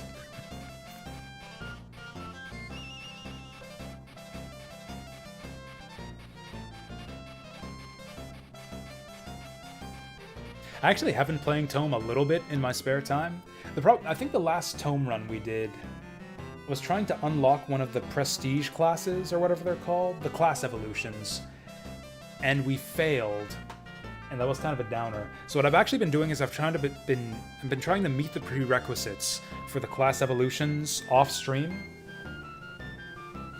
so that I can just do a stream where I can show off a class evolution, like I can do a class evolution run and not have to worry about whether or not I'll be able to RNG my way to the unlock requirements. Currently recommended against Ultimate ADOM. It's got some work to be done. That's like every game these days, especially like games that are meant to be replayed over and over again, like roguelikes and such. Like no roguelike is ever fully ready to go.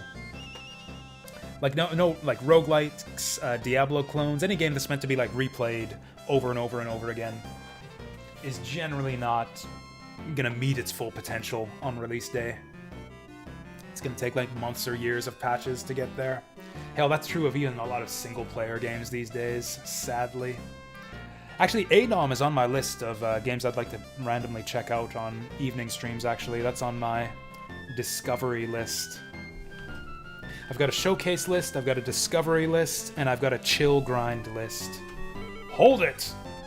I'm no suspicious man. I am Alfred, of the Prince of Monarch Kingdom. Yes, I know. You see, those who wish to marry Princess Rubia must go through a series of trials before reaching the castle. The ceremony will be held in 120 days. You must complete 3 trials before then. What the heck? Prince Gaze of the neighboring country is already participating. You should hurry if you want to stand a chance.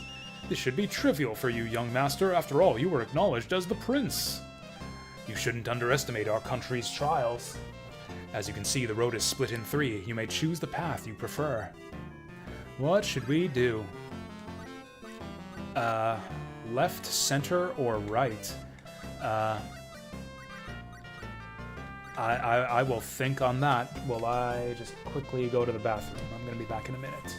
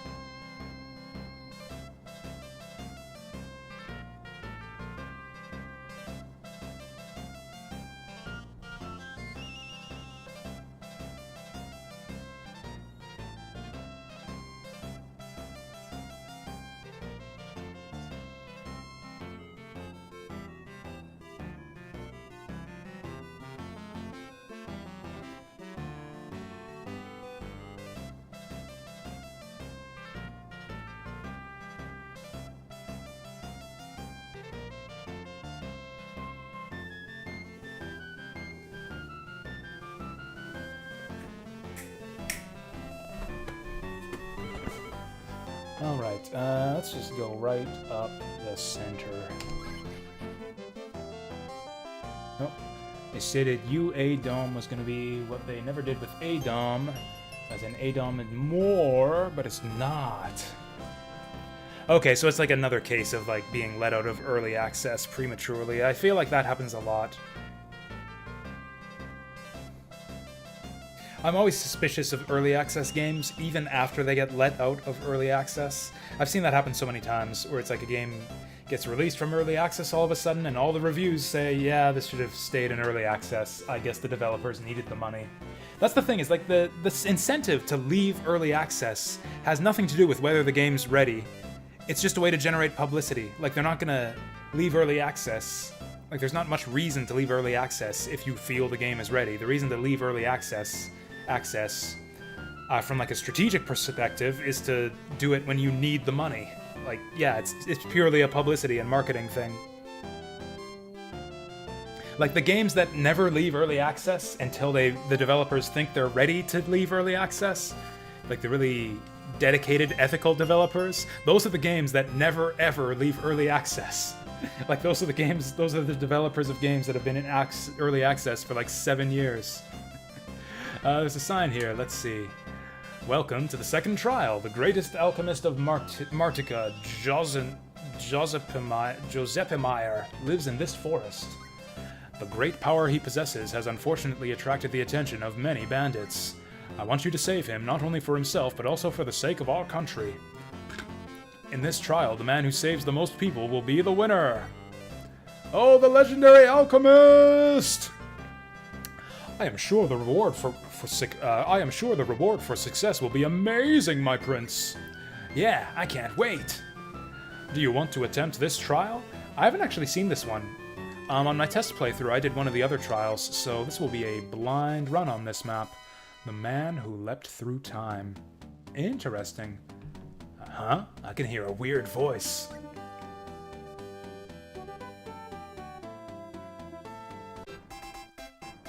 Good day. I am the first prince of the Blighty Empire, Gaze.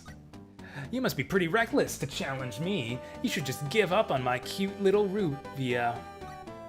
Oh, Rubia's the princess, yeah. What is that idiot talking about? He's pissing me off. Alright, I'll show him. Ha ha ha. Well, try your best, though it probably won't amount to much. Grrr. Calm down, my prince. In this battle, strategy is of the utmost importance. Yeah, I know. Young master, can you tell where Giuseppe Meyer and his assistants are? Probably in those houses. Oh, that's cute.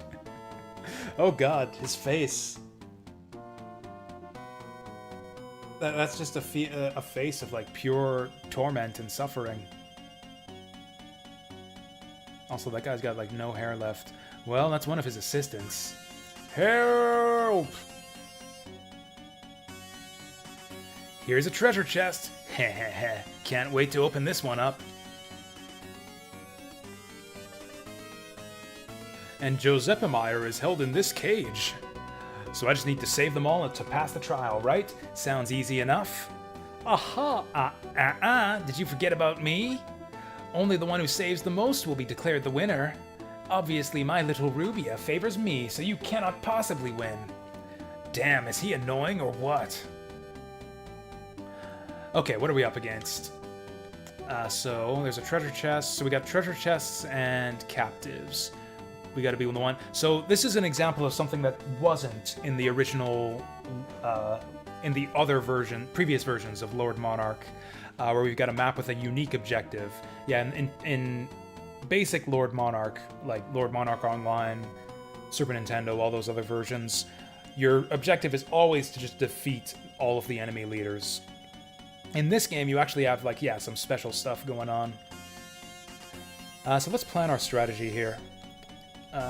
Once again, we have an overwhelming starting advantage, and actually this little yellow dipshit actually has the weakest start, so good for him. I'm actually going to move the microphone up a little bit. I've gotten kind of a bad habit, I think, while streaming, which is I think I tend to try to shout into the microphone just to make sure that I can be heard, because it kind of helps with like being heard over the game audio and speaking in a loud, clear, audible voice. It's not that conducive to like a late evening chill stream though, so I think I'm just gonna move the microphone like way up here and lower my tone a bit. So for starters, there's not much for us to do at the start here, so we'll just go auto and let her rip. So we're looking to capture territory as quickly as possible, which means we're going to want to expand as fast as possible. I might as well go for that treasure chest. That'll keep our guys building for as long as possible, and then I guess we'll go for that cage. There's a treasure! These 5,000 G are ours! That's amazing. If we can find more of those, I might not need to collect any taxes at all on this map.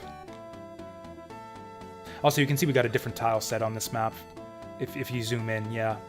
We tropical now. All these coconut trees. You saved me! Thank you! There are still some prisoners out there. Please save them! Leave it to me! My prince, you have saved 1 people, while Gaze has saved 0. Now let us hurry. Okay, we're gonna zoom back out, and I'm actually gonna micromanage my king a little bit here, because I don't want him to absorb those soldiers. Dang it. Now, there's not too much reason. I'll destroy the fence anyways. In fact, we're looking to expand super quickly here. So, like, our economy is less important than grabbing as much land as we can as quickly as possible. Why is this fence not getting destroyed? That fence is just stuck for some reason. Let's try building a fort this time. And now you destroy the fence.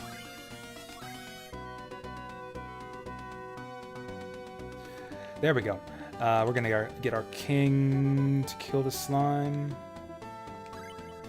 Then we're gonna see if we can get this guy to seal up that hole. As long as the slime doesn't turn around, we should be good. Nice, nice.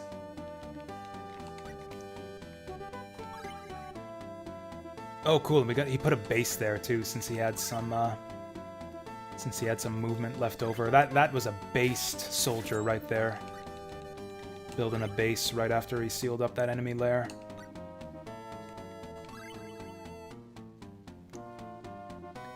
Now what are we doing? I'm gonna set my king out of the way again here, just to let the troops pass.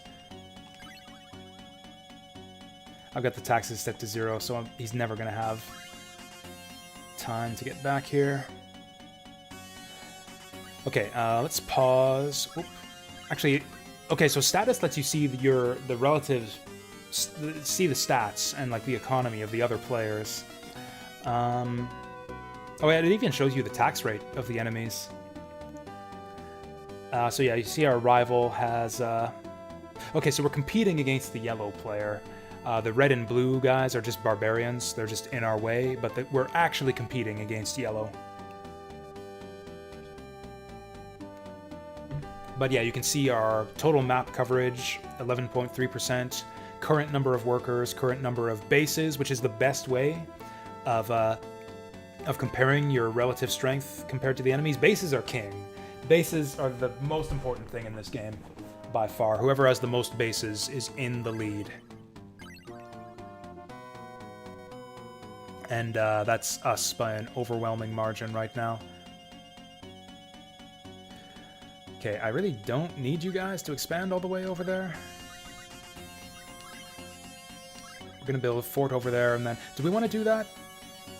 Oh, you know what? Yeah, let's take out red and then go up here. Actually, no, screw that. I mean, okay, we'll do it because I gave the order already.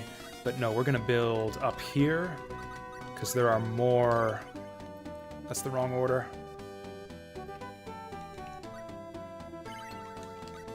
We want to build bridges, not destroy them. And I'll get 2 guys to do that since they probably don't have enough strength.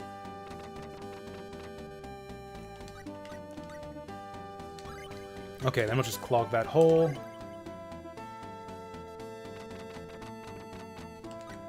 clog that hole and hope that the slime doesn't get in the way. So the neutral units are random moving in this version of the game. I think they're somewhat intelligent in the PC version, or maybe they have patrol paths. Yeah, I think they patrol in the PC version along, like, fixed routes. Ah, shoot. If only we could have gotten the ceiling done. Okay, so that guy's done. We still got some money left, so I feel pretty comfortable getting my king to leave the castle here, and he will go up there to both capture that prisoner and also take out the slime.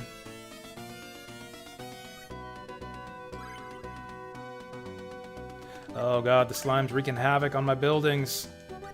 This is the most annoying part of the game. Yep, is micromanaging your king to take out random moving neutral units. I thought I told you to break this. Oh no, I didn't. I told him to build the base, but I didn't actually tell him to break the thing. We saved him! Actually, how many prisoners does the other guy have? Does it show prisoner count? It actually doesn't. It does tell us the other guy's prisoner count, though, when we rescue a prisoner. Okay, let's build a bridge over here. We're gonna get, like, all of these prisoners before the other guy. Let's get a bridge up here, too. Get all the bridges. I'm gonna be out of money soon. We're gonna have to start raising some taxes. Actually, I don't want my king to scoop up these guys, so we're gonna hold tight for a second.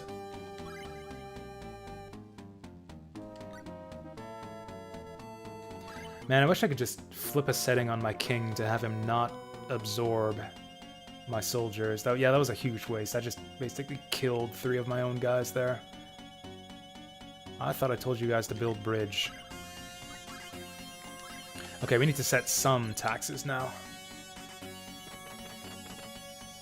Cool, cool. Now I thought I told you to build bridge. Oh shit! Oh shit! Shit! Shit! Shit! Yellow's creeping up on us. Actually, we have a pathway to yellow. Yeah, let's go fuck his shit up. I don't have a lot of money, so this is not great for us. But this will keep yellow away from the prisoner. Oh shoot, oh shoot, he's got 3,000. I've got 5,000. We don't have enough money! We're just gonna kill him. Won't that win it for us? Oh, he's going for the prisoner. We should be able to He's interfering with me. What the heck is this? What is this AI? Okay, in the PC version, the AI never moved. Is he like trying to capture my empty castle or something? What's this guy doing? Let's head him off at the pass. Okay, it's chase scene. We're gonna corner this guy. He's going for a prisoner. We're still gonna kill him. 3,000 to his 2,000. Okay, chase scene. Let's go big camera. Alright, Gaze has saved his first prisoner. I swear to God, if he teleports back or some shit. So that's him dead. You'll pay for this, you jerk! Wah! So do I just win then? Or do I lose because I didn't rescue the prisoners? I guess there's still other players. There's still the barbarians, but... yeah, it looks like we don't win right away. We could attack the barbarians. Yeah, we might as well just... since we can't do anything, since we have no money, I might as well order all of my troops to destroy fort.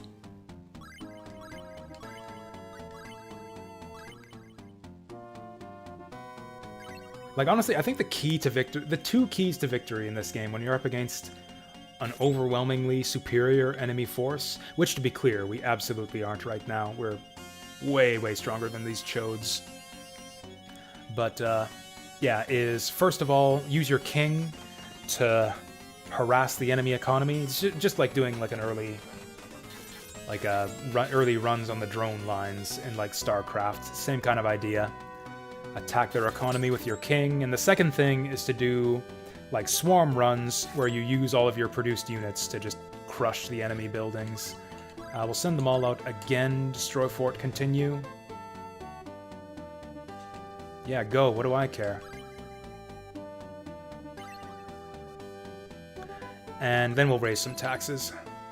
And I'll keep an eye on my taxes this time, so that I don't leave it on for too long. Ah. You know what would be good for this game? Would be a hard mode. Like some kind of hard mode where just the enemy starts with more stuff. Like if yellow started with even the same number of buildings that I did, this map would be a lot more interesting. Oh, right, I should actually be building bridges and breaking barriers and stuff. Down goes blue. I'm afraid that I might lose this map if I just kill all the enemies without rescuing the prisoners and stuff. Okay, there's some dudes. Yeah, let's break this barrier. Oh, and then you break this barrier. That'll clear a path for my king. Save some of his strength. Oh, that was a weak-ass barrier. There, hit another one. Whew! 3-1.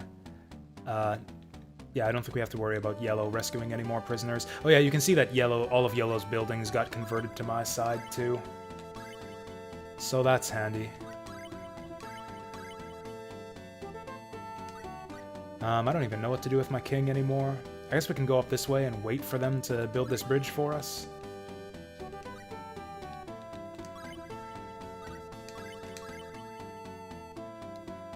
Yeah, we got so much money, we really can't lose this map at this point. It's just a matter of how long is it gonna take. Gotta save them days. Oh, we gotta take out that barrier too.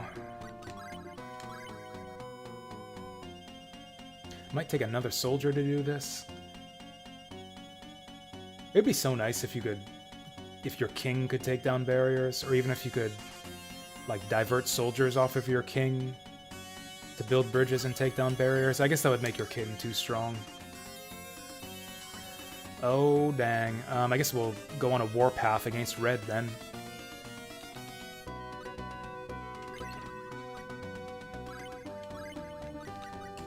D-Fort continue. Yeah, D-Fort continue is Lord Monarchies for total warfare. Actually, how's my king's strength doing? He's doing all right. Any other prisoners Oh, hey, this guy never broke down... I could have sworn that I told someone to break down the barrier and build that bridge. Hey, victory's almost ours. And we got another prisoner. Oh, that's a strong barrier. Anyways, let's go up here. Oh, this is totes Shining Force music. I love the way the music changes when you're about to win. It's like Fire Emblem. Oh wait, no, not destroy bridge, build bridge. I always get confused because there's kind of a bridge there already. There's like a partial bridge. It's much, much cheaper and faster to build a bridge, like to repair a broken bridge, than to build a bridge from scratch.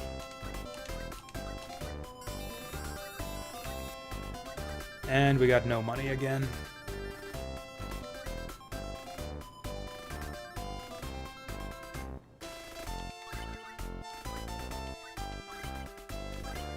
Oh, I've got no money to build bridge. Shoot!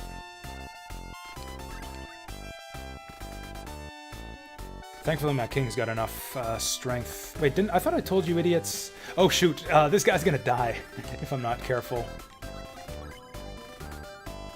Yeah, red's gonna die if I'm not careful here. Because, yeah, he's got no buildings left. We actually need to sit back and let him do his thing for a little bit. We're gonna kill red. Stop it! Actually, can I move a troop to rescue this guy? I assumed I had to move my king, but maybe a soldier can do it?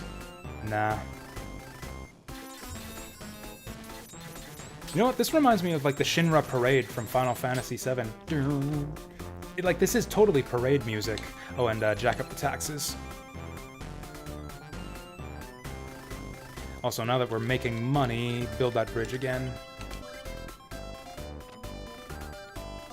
Like, I can see why the auto AI doesn't destroy barriers and build bridges, because those are very expensive things to do. Okay, then, I hope this doesn't fail the map. Holy shit. So apparently we won the map, but we took a huge penalty because we didn't conquer enough of the map. So we only had 54% coverage on that map, which means we took even though we beat the map in 9 days, we took a 67-day penalty. So we used 76 of our 120 days on that map. You know nothing about Tales of Arise? But the images make you unsure. Honestly, I've seen so many people talking up, like getting hyped about the way it looks. A lot of people love the way that the new Tales of Arise game looks. I'm kind of in the same boat with you, Vassal. I don't like it as much as the previous ones I've seen. It seems more, I don't know, generic, plasticky, less anime. It looks less like a colorful, vibrant anime than the old ones did. Looks like you've freed everyone. Now I can finally continue my research. Well, you could show me some thanks. Heh heh heh. Aren't you rude? Kids these days. I will give you this time machine fruit. It's very useful. Ew, I'm not eating that. Oh, that's... Indeed, this fruit allows you to redo a past battle. Cool, I would love to redo this one and not use 70 days. Now, if we find ourselves out of time, we can try again and do it better. I don't really get it, but whatever. Thanks for the gift. Fwahahaha, what a pleasant fellow. Send my best regards to Princess Rubia. Farewell. Chapter 1. So, do we use the fruit to redo that map and not take 70 days? Or do we just try to not fuck up the next 2 maps? How is Bravely Default 2 coming along for you anyways, Vassal? Is it good? We did it! That gaze guy was all bark and no bite. Never underestimate your opponents, but to tell you the truth, I was just thinking the same. Ho ho! Wahahaha! Alright, let's move on. I heard that. I won't let that despicable runt anywhere near my Rubia. Next time, I'll be serious. You'd better be ready. Let's go left.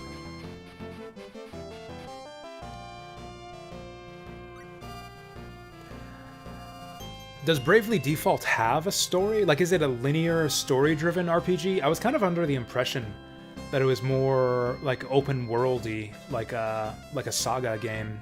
But I could be wrong. I know basically nothing about Bravely Default. Welcome to my first trial. A king should be rich, don't you think? That's why in this trial, the man who accumulates 50,000 G first will be the winner. Do your best, tee-hee-hee. Rubia. Oh yeah, I'll do my best. You'll get those 50,000 G in a jiffy. Alright, let's do this. The 50,000 G man. So our goal this time is money. What a bother. I'd rather attack as usual.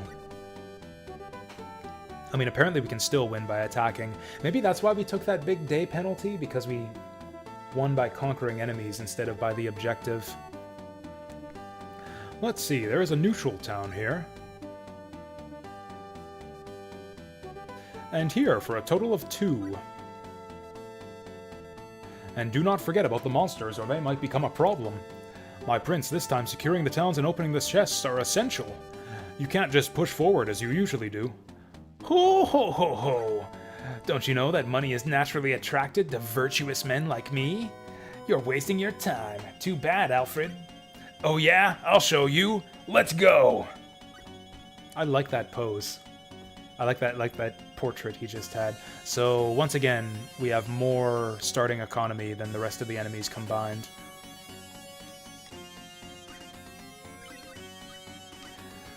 So we'll go down to the medium map. I think I'll get this guy to take out this barrier first thing. Taxes to 0 as usual, so that we can take that town before anything else. Part of auto, don't you understand? Build the buildings. There we go. I mean, it seems easy, but, you know, the last one was easy too, and it took us 76 days because I accidentally won too quickly.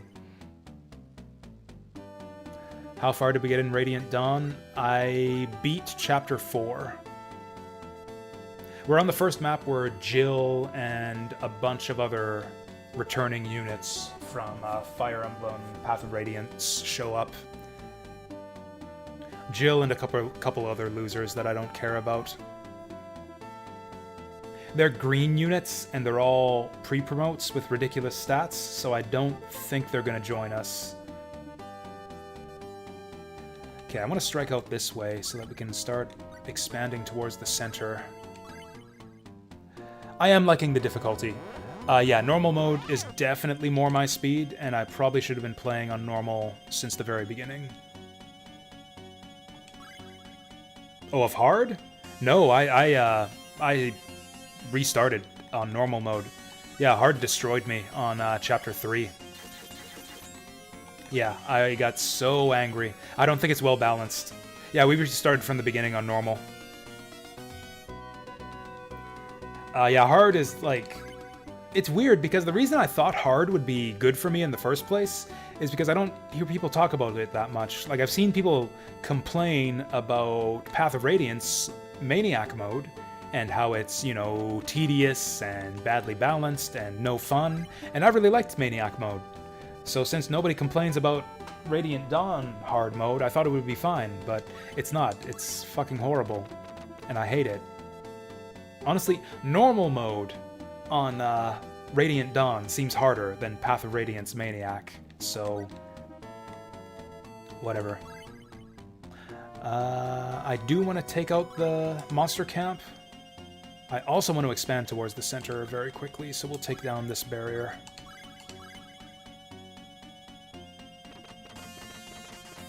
What? Oh, J is the caravan. If we zoom in... Yeah, that guy's bringing goods to town. And look at that, he made like 1,500 bucks.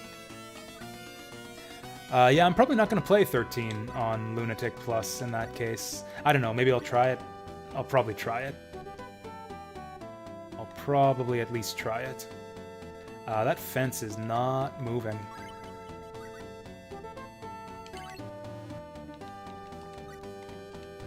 Okay, let's build fort here. And then you destroy fence. How's yellow doing right now? I really don't want yellow to beat me to the center. Oh, he's working his way there. He starts closer than I do. That sucks. We might have to rough him up a bit. I don't have a path to him. Okay, we need to go for that bridge right the heck now. You build fort. You build bridge. And I'll just have the king on standby here.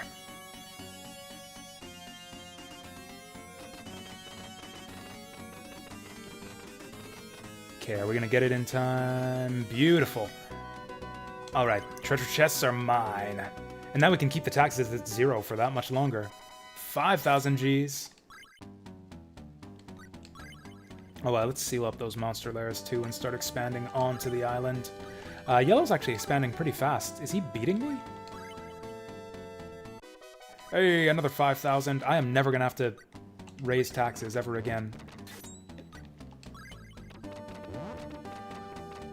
Ooh, can we intercept that? Actually, forget about intercept. I could just take that town from the enemy. Whoops. Shoot, I combined with that guy. How do we want to do this? I could build a bridge over here to get to that guy, but it's going to be expensive. Oh, you know what? Here's what we should do. Harass Yellow. Destroy his economy. We're right here. Oh, we don't have a bridge. Okay, I'm going to put my king on standby on this base. If we're going to do that, we need to seal these monster lairs. Otherwise, we just can't do anything up here. All of our buildings and stuff will get destroyed. Oh, no, you're not off the hook yet. How much strength does he have?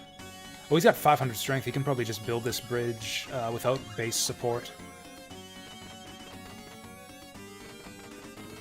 Oh, beautiful.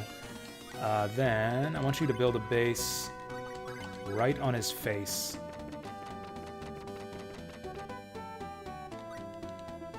Now, the worst thing that could happen here is the enemy king comes out to attack me. I've got 2,400. He's got 3,000. He's going to kill me, so I'm going to run back home. Man, the enemy AI is actually decent. And oh, there's a treasure chest over there. He got it before I did. Okay, is there... I've been doing bad about this. Is there any other treasure or objectives we need to rush towards on this map? Looks like no. What's our status right now? I'm on 91 buildings. He's on 57. He's actually doing all right. He's actually not that far behind us. We're just about to destroy red land here. That's all right. I'm gonna take that town. Let's destroy his shit over here.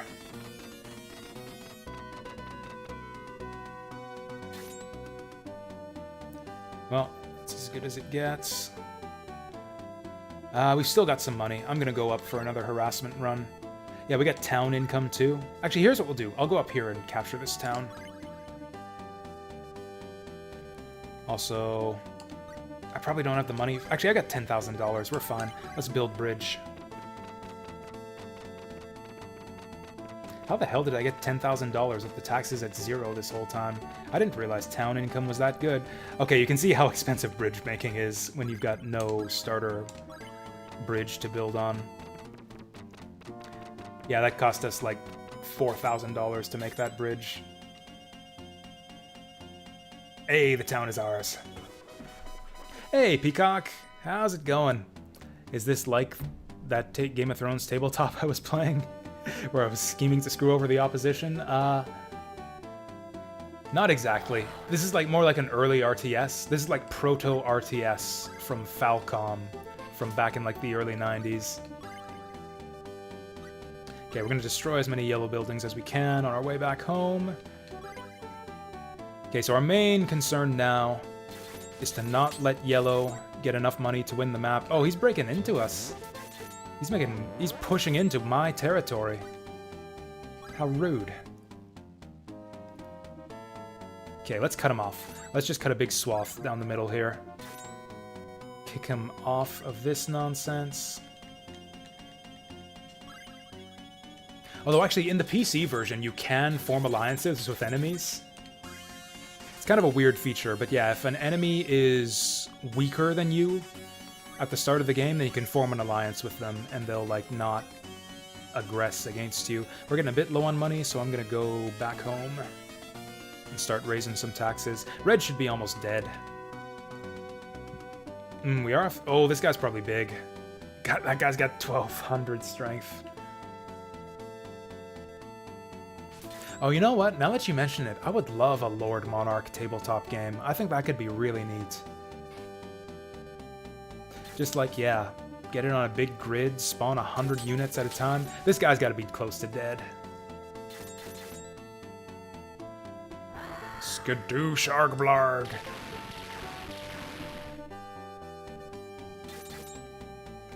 How's Yellow doing right now? Oh, I forgot to... I got home, but I forgot to set the taxes. We'll set it to the recommended rate. Okay, we're creeping up on blue now, too. I feel like I'm getting screwed over by crappy AI. Like, there's no way that Yellow should be pushing into my territory. We outnumber him, like... Yeah, 2 to 1. Oh, also... Review an old game. Like the Game of Thrones... Like visual novel? From, what was that company? I can't remember the name. Remember the name of the company. They made like Batman and Game of Thrones and Borderlands. Choose your own adventure games, basically. Okay. Oh, the TV show. I love the TV show, especially for like the first like 4 or 5 seasons. I hated the ending, same as everyone else. I don't think I have anything interesting to say about the TV show. Like, I love the intrigue, I love the characters, I love the violence. I love the writing in the early seasons, too. God, the writing was so good, especially in, like, seasons 1 and 2.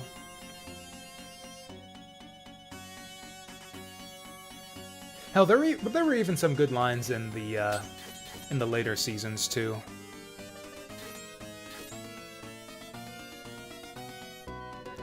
I can't remember which season was which. I feel like the big showdown with what's his name, Gordon Ramsay or whatever the fuck, Ramsay Bolton, was kind of where the series jumped the shark for me. I saw a lot of people raving about how great the Battle of the Bastards was. I thought it was stupid. I hated that episode. Like, the whole fight scene was just stupid. The giant pile of bodies, like the literal wall of bodies. Oh, we need to destroy that wall. You know what, our problem is that there's too many choke points here. We don't have access to Yellow's territory, which I guess is fine. Since we don't want to win too quickly, we don't want to wipe him out.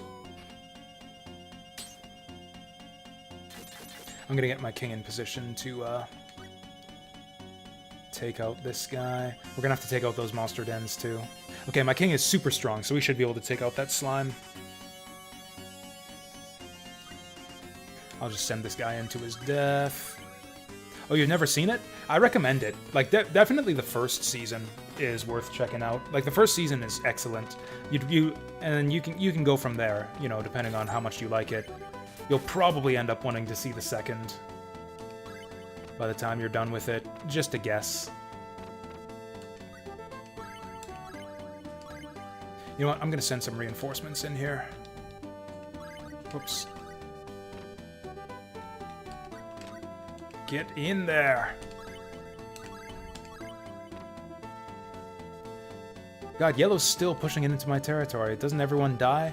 I mean, it's like, yeah, it's like they say, Valar Morghulis. It's a famous saying in the series. All men must die. And that particularly applies to Game of Thrones. They're getting eaten by my king. They're not going to destroy the den because they're getting eaten by the king. Seasons 1 to 6 are one of the best things on TV. I don't watch a lot of TV, so I can't really make that assessment for myself. It's really good. Like, it's really, really good for the first, I'd say, yeah, minimum 5 seasons. I don't know about season 6. If 6 was the Battle of the Bastards and the downfall of Ramsay Bolton, then no. If that was season 7, then yes. We're gonna have to start putting some taxes up here. Oh yeah, the objective is to get 50,000 gold, so if we just do that, we should win. Oh hey, someone knocked down this barrier for us. Like, there's some awesome dramatic moments. Like, Game of Thrones had the guts to, yeah, kill off some major characters, some beloved characters.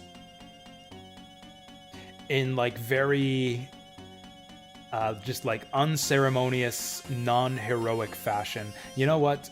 We need to do some more harassment here.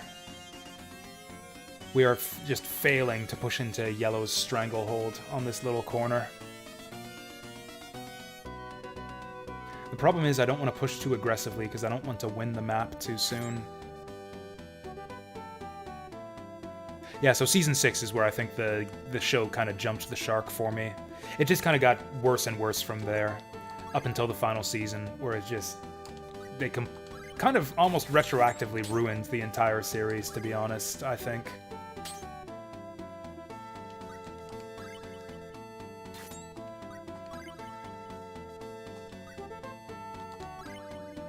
Okay, if we could just wipe yellow out from this entire corner of the map, that would be lovely. I could probably just win right now. I bet you I have enough of a strength advantage to just defeat the enemy king. But we'll take it slow here. So I think that message, that victory is near, means that you're probably good to win the map without too big of a penalty. This frickin' guy. He's just running away from me. Fine, I'll destroy your buildings up here. Yeah, that was the thing, is because, yeah, at some point they outpaced the books, because, like, yeah, J.R.R. Martin or whatever, George R. Martin doesn't write anymore. Like, not just doesn't write for the show, but doesn't write at all. So yeah, there are no new Game of Thrones books. Which means that, yeah, the show writers had to make it up as they went along, and they did a really bad job of it. Okay, we're gonna win pretty quickly. I need my idiots to expand and build some houses. This is actually pretty good coverage. I think we're basically good to win the map right now.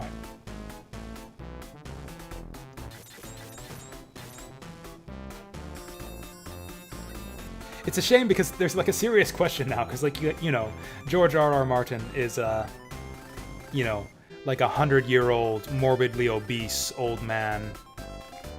So there's a serious question now as to like whether he's even going to survive long enough to finish the books now. I'd say it's more than likely that he won't.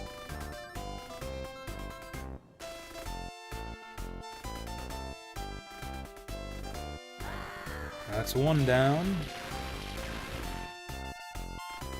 So we're on 13 days. If we can take no more than like 12 penalty days, that's 70-day hit on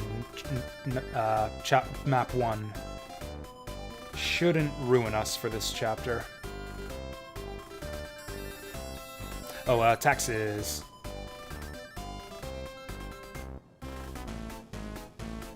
Okay, everyone. Build, and then auto.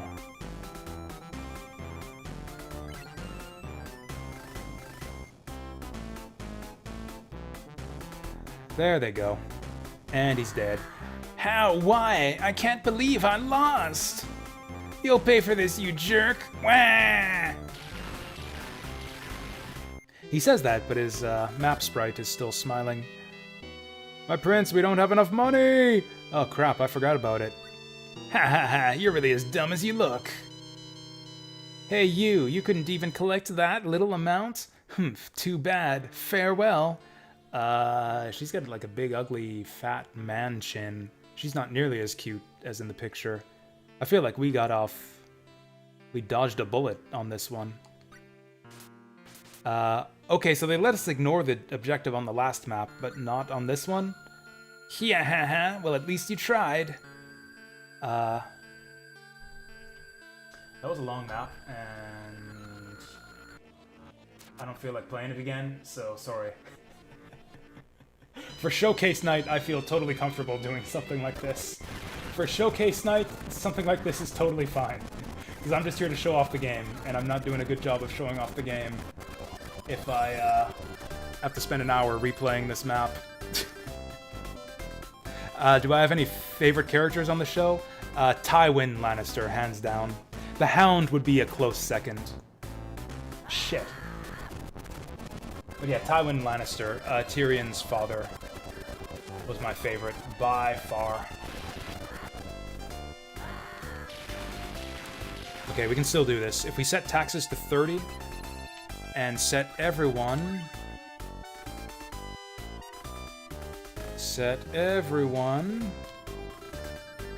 I don't know, to like hold position right here. And init. Like honestly, init hold, but okay.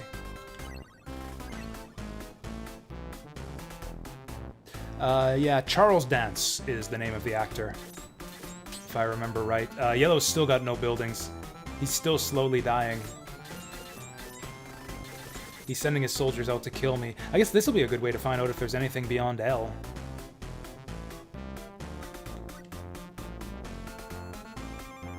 Like, it won't kill him if I build some buildings, right?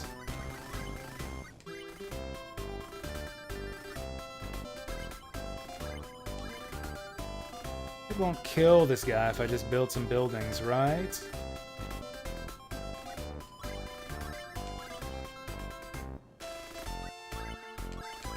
Because we'll save days this way.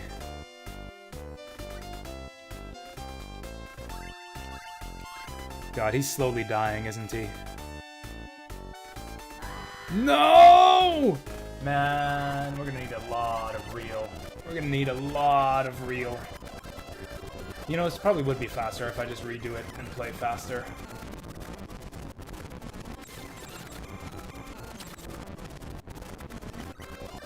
Okay, we have to go way back here. Way back. So we got to, like... Okay, so the king's not even... So the king's not even in the castle now. If this doesn't work, we're gonna have to redo the map. There's just, yeah, nothing else we can do. Okay, so we can set all of our guys to slow down? I don't know. All guard. There we go. Just don't do anything. Don't win too fast. Man, Jamie was great to start with, but once again, he's like one of the many things that was ruined by the final season. I really don't like the way his character ended up by the final season. Not at all.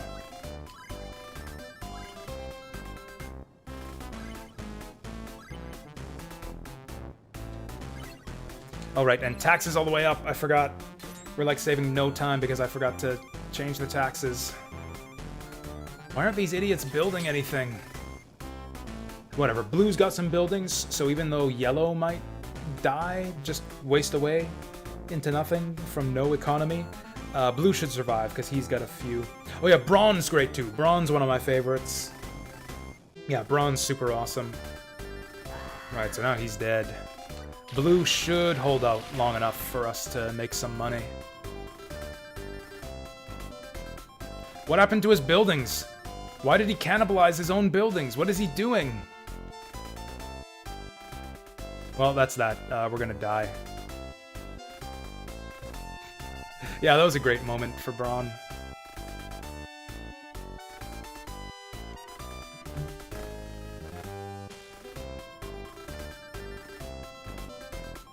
Or what is that other one he said about impure thoughts? I don't pay you to put impure thoughts in my head. No, you pay me to kill people who bother you. The impure thoughts come free. Yeah, that's right. Don't spend money, you idiot. Oh, good. He's gaining strength. Okay, he's got some buildings. Good, good.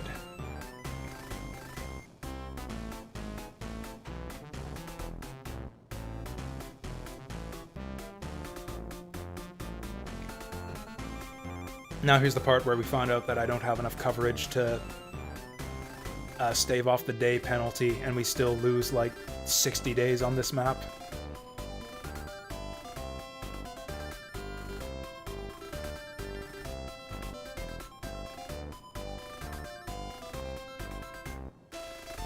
Oh yeah, so yeah, I totally overlooked chat up above.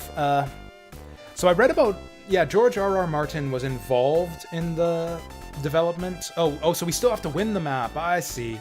Okay, in that case, everyone... This is such a mess.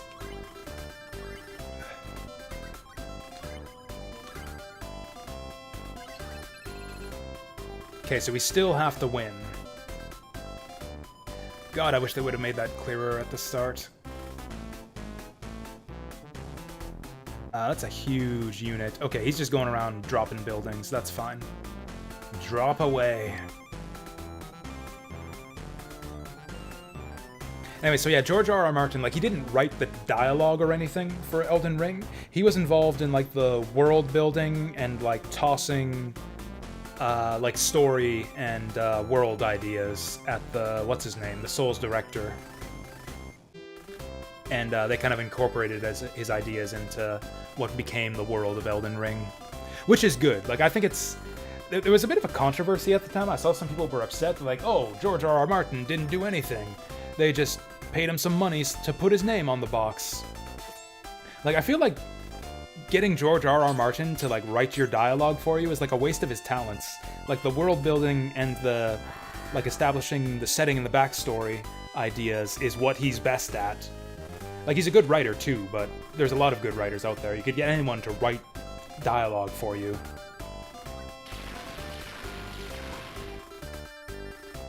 Like, yeah, you don't need to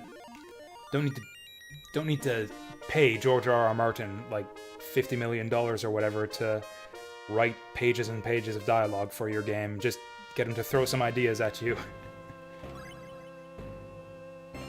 Ask him for input as far as... Yeah, exactly.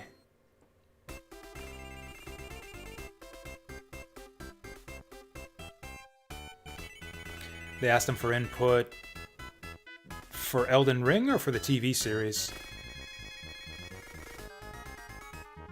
Oh, I guess for the TV series, since you're talking about the books. Surprise!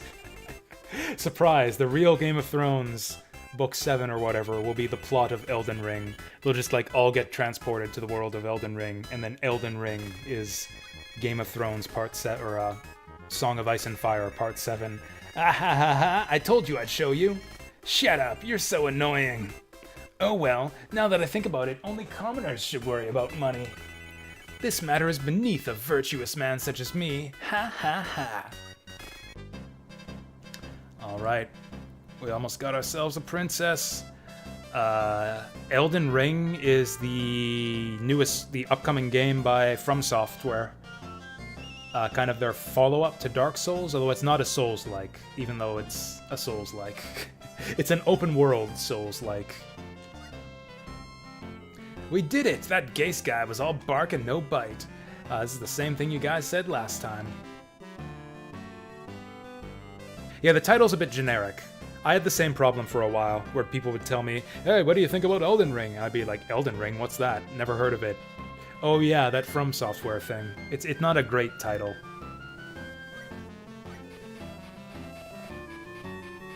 That's coming out in like January or something. It's really soon.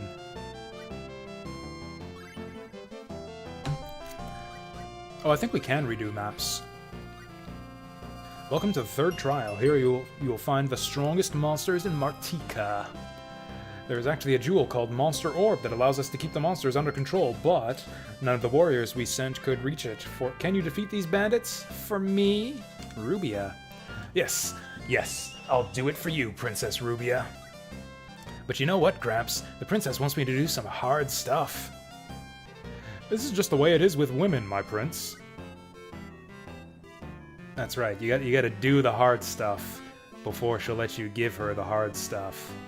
Yeah, let's do this. That's our Prince Alfred, so full of vigor. How long am I planning on streaming now? Honestly, until the end of this map. We'll finish Chapter 2 here, and then I'll go off for the night. Tomorrow it's gonna be the regular, like, 2 p.m. to 2 a.m. And yeah, we're gonna do some Path of Radiance. Maybe not all day, but a lot of... Or not Path of Radiance, Radiant Dawn. We're gonna do a lot of Radiant Dawn. Young master, look over there. That must be the Monster Orb. I see. If I put my soldiers near it, all the monsters will become my allies. Indeed, but be careful. If you send weak soldiers, they might be easily defeated, and its effect will stop. I got stuck on this map on my test playthrough.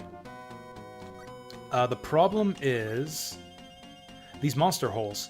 If you seal them up, you can't move through them, and then you're blocked off from the center, and you can't win anymore. So I think you actually have to leave these monster holes alive, and the monsters just spawn forever. It's super annoying. But, you know, what are you going to do about it? So in terms of starting positions, so we start out with our usual, like, 10 buildings, and the enemies start out with our usual garbage fest. So we should be fine.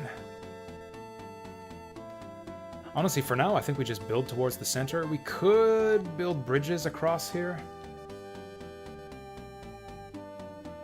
I don't think it's worth it, though. That's extremely expensive to build 1, 2, 3, 4, 5 segments of bridge. Maybe 4 here. Groceries, that's cool. We'll catch you later, Vassal. Good talking to you. And yeah, I was happy I could show off some Lord Monarch as well. Yeah, I want to do more of this. This is really fun. I want to show off more cool games for you guys. I got a big list here. Like, yeah, 10 showcase games, 10 discovery games, and like, actually probably close to 10 chill grind games too. I forgot to adjust the taxes. The longer we wait here too, the stronger the monsters in the center will get, so we gotta pick up the pace. Okay, I am gonna drop that barrier just so I can get the king in there to block off the, like, to take out the slimes. Yeah, that's a lot of slimes. That's a lot of slimes. In fact, I'm gonna get the king ready. He's gonna come charging through there as soon as the barrier is down. Because, yeah, we're just not gonna be able to build towards the center.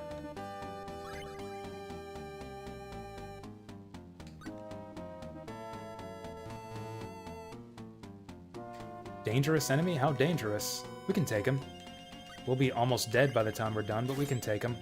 Oh, shit. Oh, shit. Oh, shit.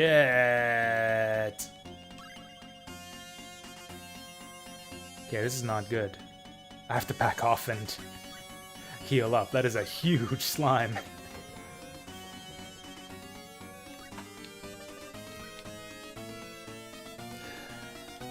Okay, how strong are we now? Okay, now that we got more buildings, we got 2,000 strength. I really need to get this slime. He's marching towards the center, but he'll be back. Also, they'll be spawning more slimes out of the holes anyways. Can I go through these holes? So what do we do? Maybe my soldiers can go through here?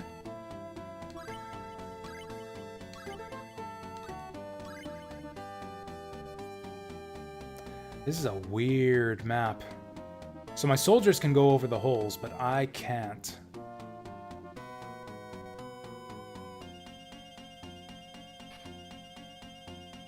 Okay, I guess we'll wait for another soldier.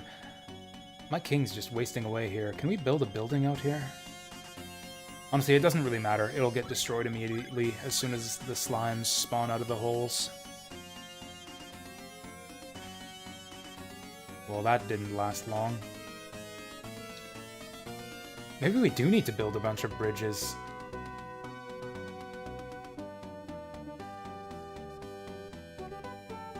Gosh, I don't know what to do here. I guess they said take control of the orb, so I guess that's what we'll do. Oh, I've got no money now. Yeah, the king's no good here anyways. Oh shit, now he's good. Yeah, I've got enough strength to at least deal with those slimes. Yeah. Okay, it looks like the slimes like to stay in the center. Oh, once they go into the center, they can't... Wait, what? Now this is confusing me. What a weird map.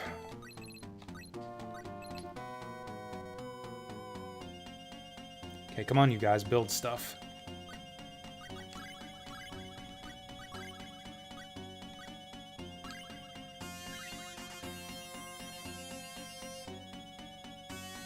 Ooh, that big medium guy might be able to get that fence out of there. I should probably build with him, but I'm not going to. No, don't do that. Catch the orb! Can't go there. What if we just move there? Does that mean I control the orb? I'm so confused. I can't build here. Whatever, just guard. Grumble, rumble.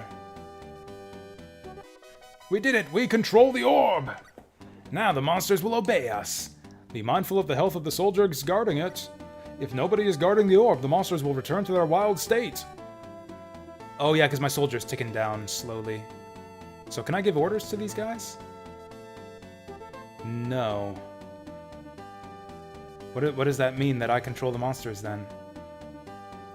I guess that means they won't harass us? I guess that's alright.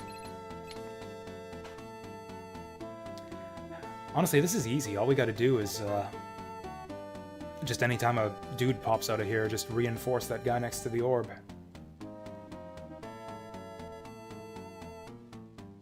I guess this means they're friendly and won't destroy my buildings anymore. Or what if I set, like some AI? Wait for these guys to pop.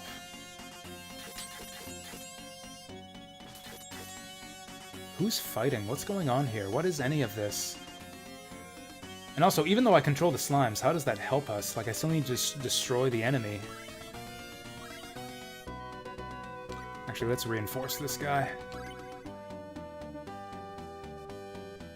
Why are reinforcements not popping out of this thing here? Out of these two buildings?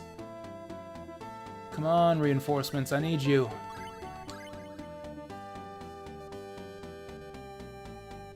Yeah, we've expanded as far as we can down here. Like, we need these guys. There we go, to move into the center. Finally. Okay, now these guys are just getting in my way.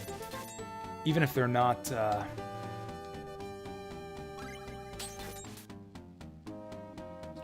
even if they're not fighting me, they're getting in my way.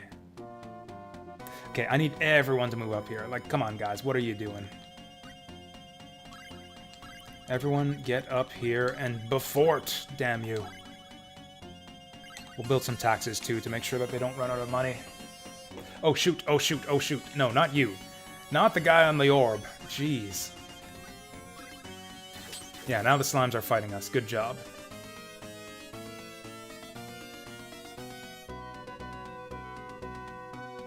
Oh, maybe that order caused the slimes to move in stupid places?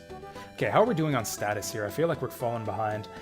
I've got 85 buildings to his 62. That's not great.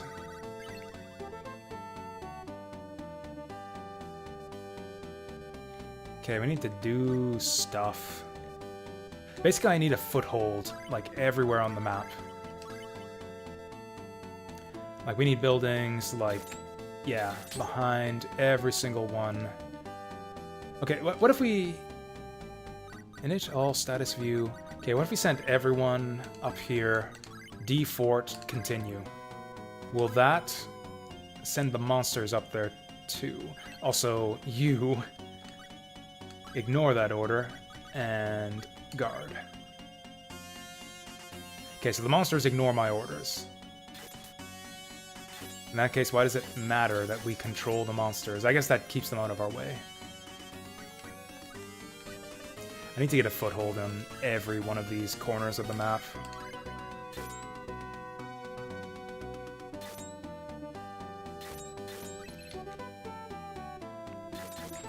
There we go, now we're starting to build out.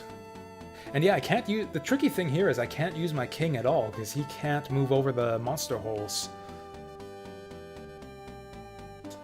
Yellow is somehow advancing into us, even through a narrow choke point full of monsters. What is this? Is Yellow beating me now? No, but he's moving up there. Oh my god, what are these guys doing? Okay, this will not stand. We need to kill something. We've got an open path to red. All you guys, go here. Go here and auto.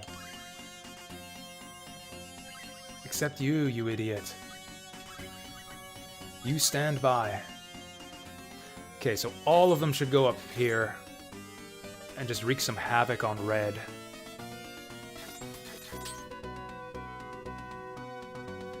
As long as we can wipe out red and just control half the map, we should be fine. Also, let's start pumping some reinforcements into our monster holder.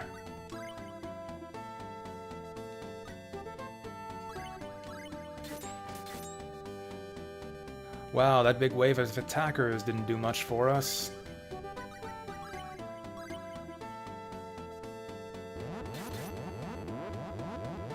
Come on, go forth, multiply!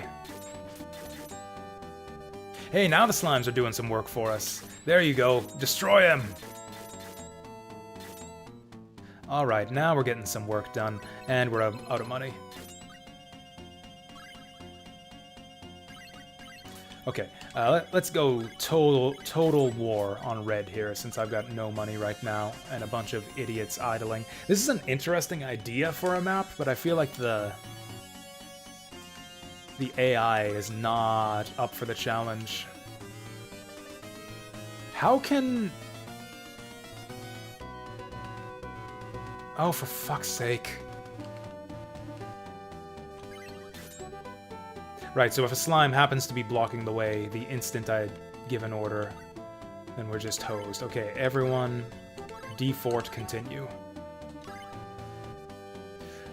Ugh. Oh, and actually, that guy's not even touching the...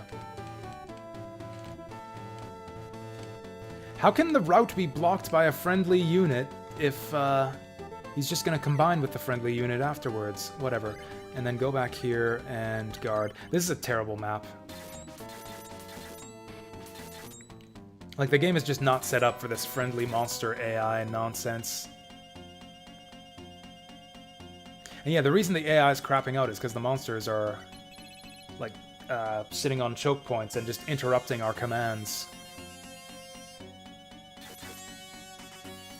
Okay, we got a lot done there.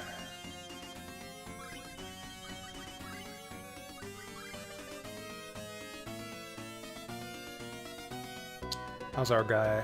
How's our crystal holder doing? It's alright, but he could be doing better. I will reinforce him. Okay, how are things progressing? Okay, so yellow's basically deadlocked. He can't expand any further. Blue's progressing, which is kind of annoying. These guys are not doing shit up here.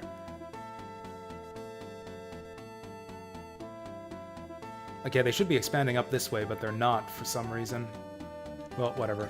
Let's just... These guys are all useless. They're just clashing endlessly with yellow. We'll tell them to reinforce.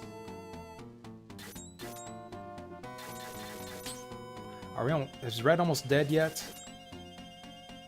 Not even close. He's actually pushing back on us. This is so annoying.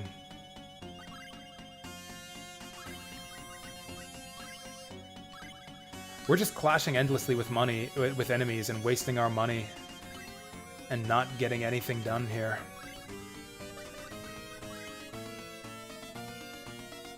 Okay, hopefully this next big wave will get it done. Just build, continue. Please, I'm begging you. Like, are they stuck or are they waiting till they get strong enough? Okay, they're waiting to get enough strength to push into the enemy. There we go. There we go. Oh, okay. Raise taxes, then they can start building stuff. Cool, that's actually huge that we wiped them up out from this spot up here. That means that we're actually expanding our economy, finally. It'll be tough for red to take that territory back.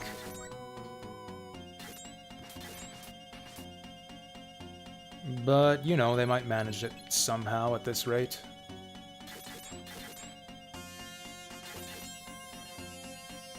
Man, all this territory and we can't make any progress. Yellow is gaining on us. Yellow is advancing. We still almost double their production, but still. We've only got 50 days. There might be another map after this, too. And I can't send my king out because he can't move over the monster holes. Okay, let's go to 0 taxes. This guy's almost dead. Gotta reinforce him.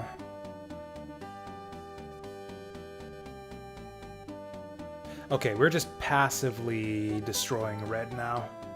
That's great.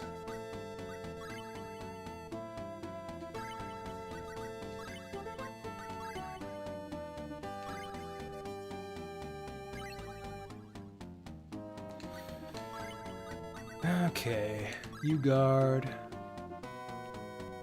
And for what it's worth, I'll get... Oops. I'll get this guy to reinforce, and he'll probably scoop up a few dudes along the way. Like, I'm not investing too much into what are these guys doing? What are these guys doing? I thought I told you to reinforce.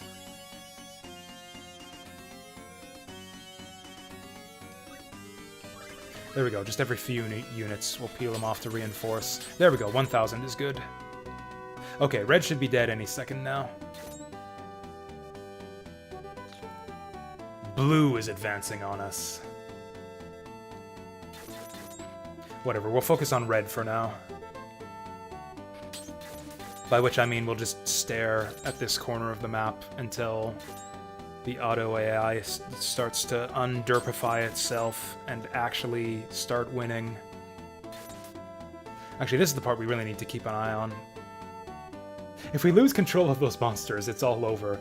We're gonna lose so much territory to those slimes, because we control so much of the map. Like, with the slimes just randomly wandering around. Like, they're gonna be wandering into my buildings, because I control everything on this side of the map.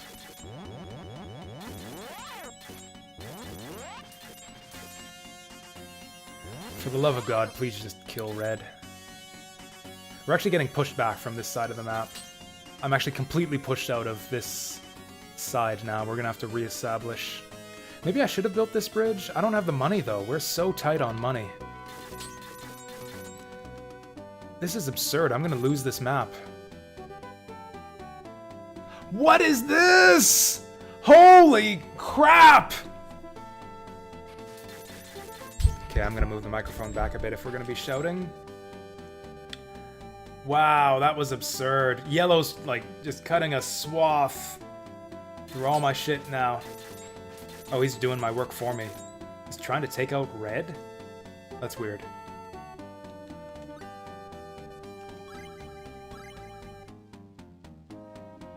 God, the enemy auto AI is just better than mine or something.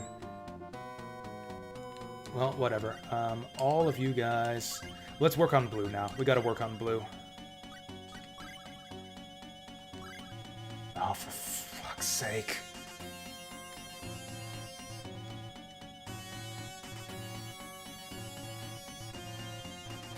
Like, if we could actually control the slimes, like, you know, the tutorial message said that we could, this would be fine.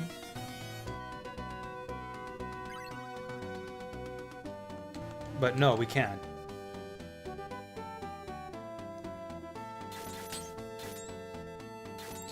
Okay, let's get started on blue and hope... There's no way red can come back from this. Now we need to make our money back. Oh, shit! Oh, fuck, I lost track of the orb. And just like that, we lose all of our buildings. We've got this for like 20 seconds. I'm probably losing now. Yellow probably has more stuff than I do at this stage. Okay, so that's red out of here. That's one less thing to worry about.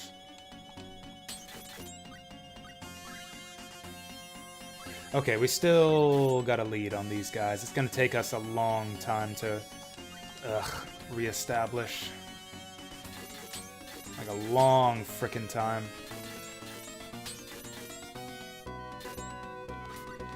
Okay, we need to expand right the hell now. We also need to reinforce this guy right the hell now. Like, we're still ahead for now, but we will be losing again. God, this map sucks. This might just be the end of it. I don't think I want to play beyond this. This is so stupid.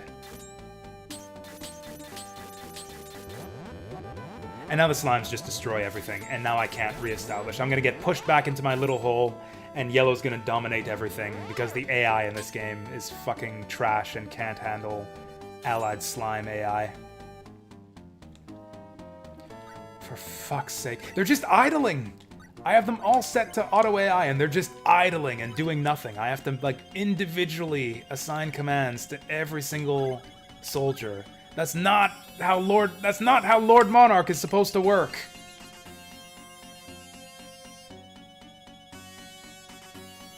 Yeah, there's no... Fuck. Like, I shouldn't have to tell these guys to build. Like, that's what the auto AI is for. They should be building on their own. That's what Lord Monarch is about. It's not about, like, micromanaging your guys and assigning every individual... Oh, and now yellow's got control of the orb. Yeah, we're done. We're done.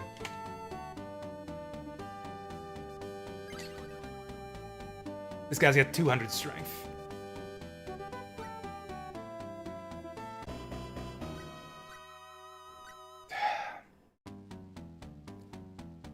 Like, what do we even do now? What command is gonna... Oh, okay, we need to build forts, I guess. Oh, there's a dangerous enemy en route. Well, okay, we can send our king over there. We do have this little pocket down here. Our ace up our sleeve. We're probably losing now. We still got an economic advantage, but that's not gonna last. With the slimes running amok on my buildings. Okay, that gets the slime out of there, which means moving my king is useless. And we're out of money again. And my soldiers are all doing dick all again.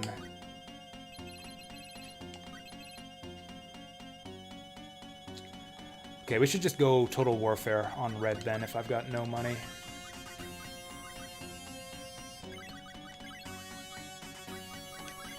Everyone, go here. Defort, continue, override. So that should just say it, send a wave of troops into attack yellow. And wipe out his foothold here and prevent him from reinforcing that guy in the center. We wait for that guy to die.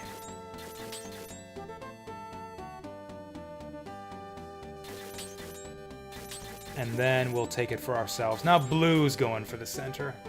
Okay, we need to go down to 0 taxes so I can spawn a guy here.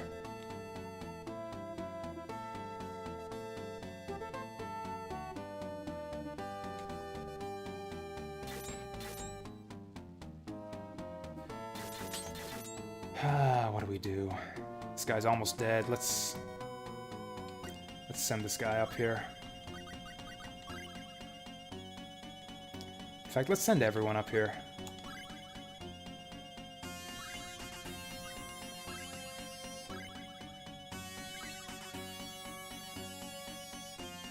And we should at least get the monsters back. Probably just in time for more monsters to spawn, too.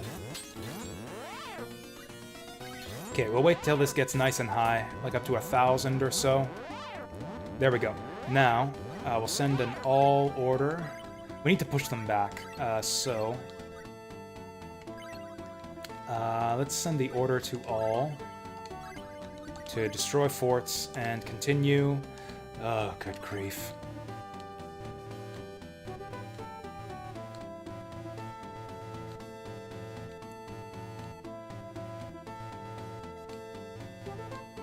Like, what is the point of this warning? When am I ever gonna want to change my orders because there's a friendly, random moving slime in the way? Like, he's just gonna random move out of the way in, like, a second. Okay, we'll go for blue next. Just ignore yellow, and hopefully we've got enough to take out blue, and I'll just keep an eagle eye on that guard there.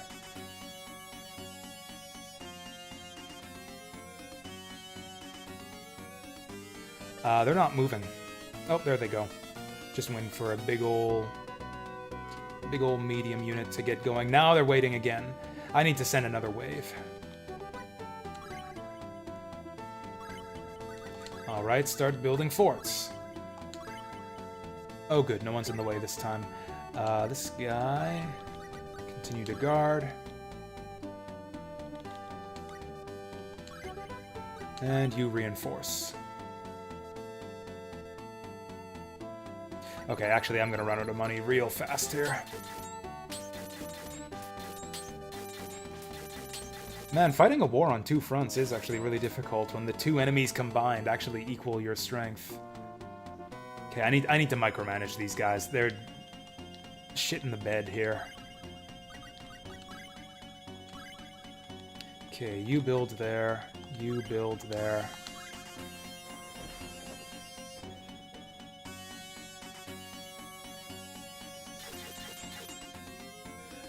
There we go. Now we're pushing in. Now we're pushing their shit in. You reinforce this guy. There we go. We'll just go on recommended taxes here. Just for now. Oh, perfect. Oh, not perfect. That medium guy is going to cut a swath through my gains. Also, we're running short of days. We're running up on 20 days on this map. Okay, let's go 0 taxes. Also, I bet you... Yeah, we got a bunch of idle units here. They're not... Okay, and this is what we need to do. Initial orders. Build forts here. And then everyone... Whoops.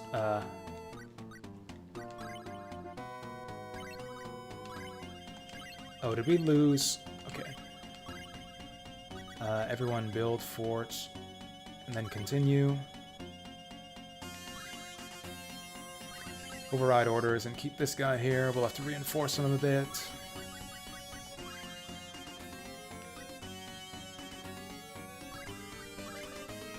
Okay, so now our initial orders on spawn. This is the mistake I was making. This is the mistake I've been making so far, is just setting everyone to auto when they spawn. Auto isn't good enough. I need to send them someplace to do something. Otherwise, they're just useless. So now everyone's initial orders when they spawn is to go to this front and start constructing buildings. Which is gonna do the trick. Maybe, probably. I don't know why they're going so slowly, and I don't know why they're going on in the wrong direction, but I guess I'll take it. What is this guy doing?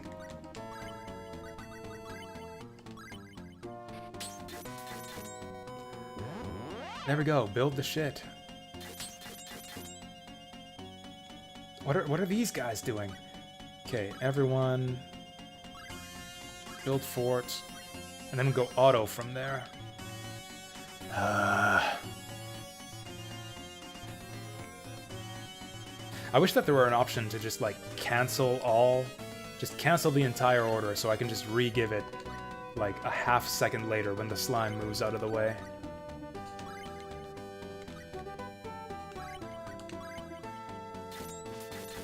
We're actually gonna have to be real careful about this guy.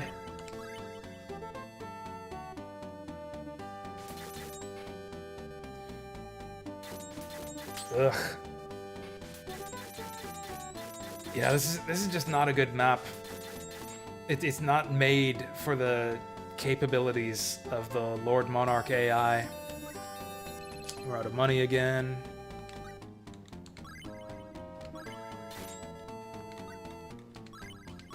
That's actually fine. I'll just order everyone to wreck buildings after we reinforce. They're not reinforcing. There they go. Let's get this guy up there too. I just want a bunch of dudes in here so I don't have to worry about it for a long time. How's the status now? Okay, we're making some gains. We actually have more economy than the other two guys combined. Oh, for fuck's sake. Get out of there, slime.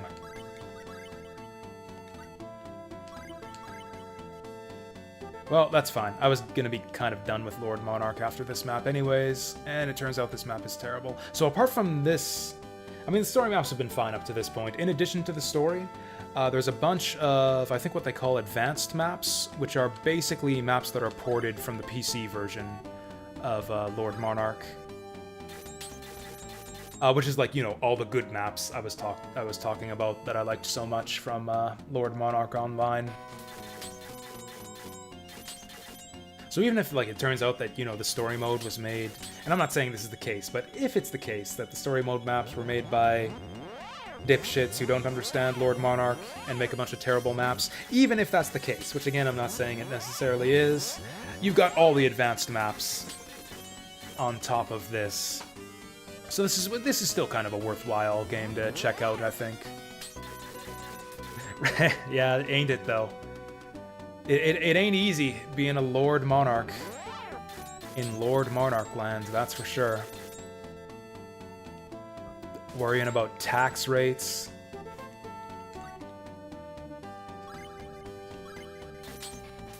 Not like in real life, where the government just gives you money for doing nothing. Am I right? Oh wait, that's actually how it works for me. Because I live in dire poverty. So my init orders aren't going through anymore. That's great.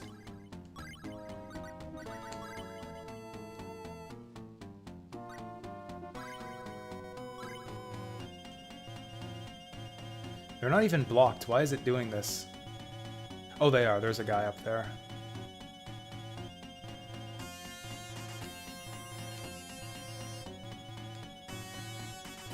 Good grief.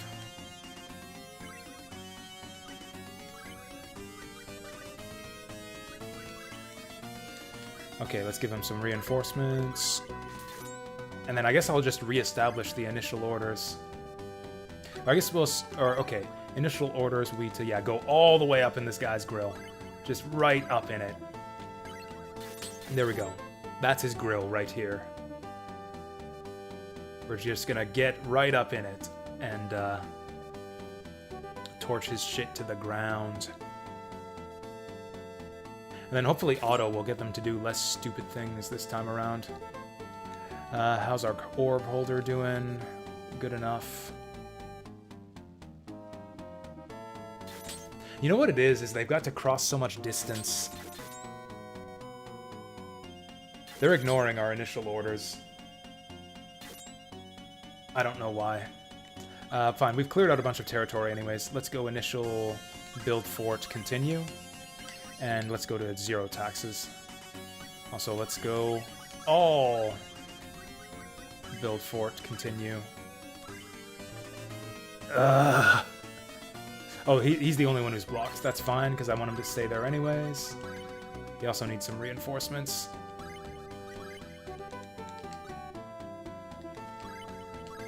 I mean, this is not the optimal way to play it. The real problem we're having is that this is not efficient play. Like, our guys on this bottom corner of the map are, because I'm sending these orders to all my units, they're running all the way to the top corner and they're dying by the time they get there, is probably what's happening. I would rather just have the auto AI, just have them, like, attack and build on the nearest terrain, but it just doesn't work on this map.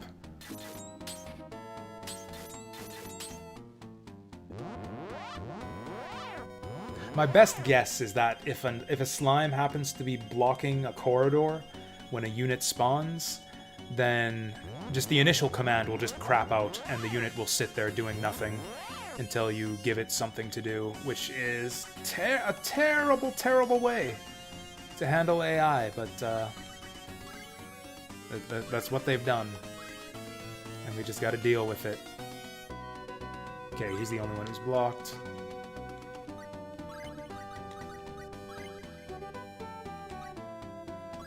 Keep reinforcing this guy.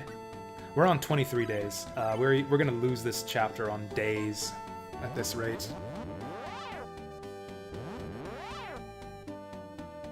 Okay, this number of troops should surely wipe out blue.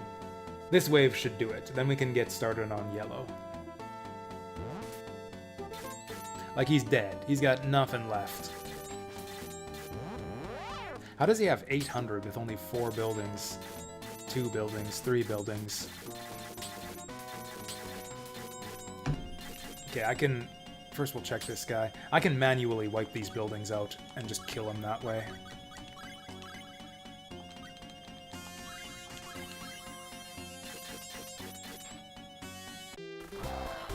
Hey, victory's almost ours. Why is it not destroying these buildings? D the fort. Thank you.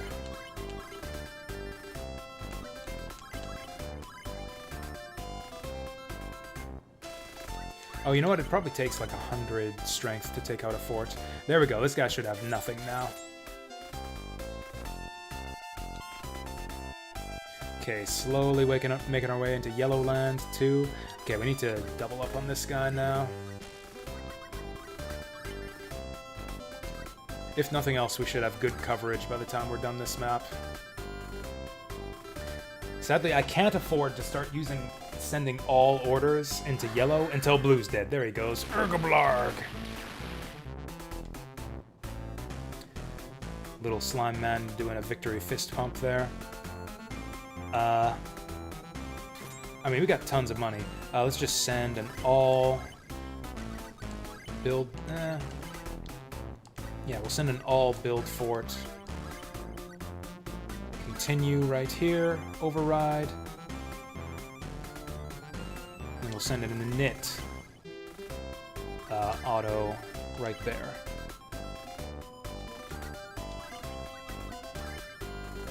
We're gonna have to send this guy some reinforcements too. There we go. Alright, this last wave should finish him off. I've got 15,000 gold, so that should be enough to pave over all of this stuff. We might have to micromanage our way through it, but... Okay, I do not want these guys spawning here anymore.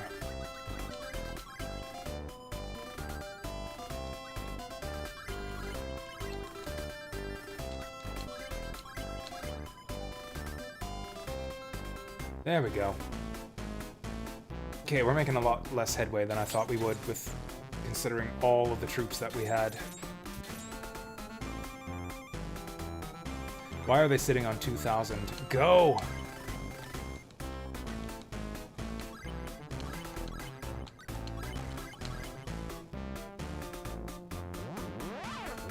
There we go. We don't even need to build that much.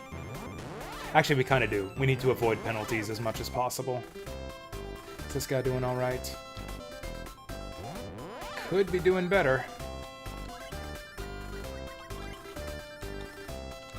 Honestly, the reinforce command is kind of useless. Reinforce is kind of the same thing as just hold position. Like, you're basically just telling to move there. Hey, that's sweet. I can't reinforce if the slimes move there. Alright, we're back up to 800. We got a bunch of big medium guys. I want you guys to build. Continue. You. Build. Continue. You. Destroy. Continue.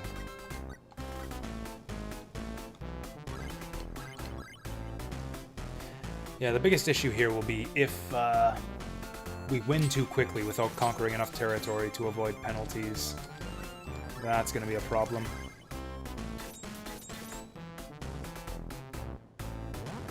I think our coverage is pretty good.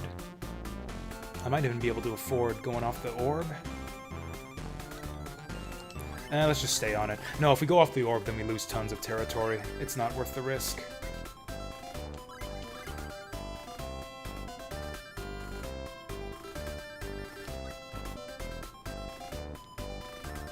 Like, okay, if you guys could all build here, that would be real swell. Whatever, I'll just give manual commands to every unit. These guys will only build, like, one building. It's fine.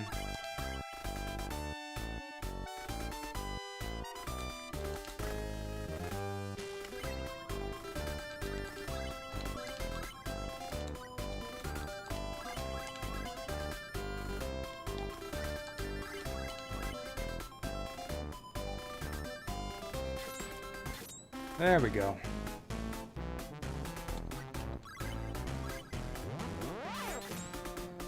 God, I hope we can win this before our slime guy runs out. Okay, we've got like 100% of the map. This should do it. Boom! Finally! Wow, that was miserable.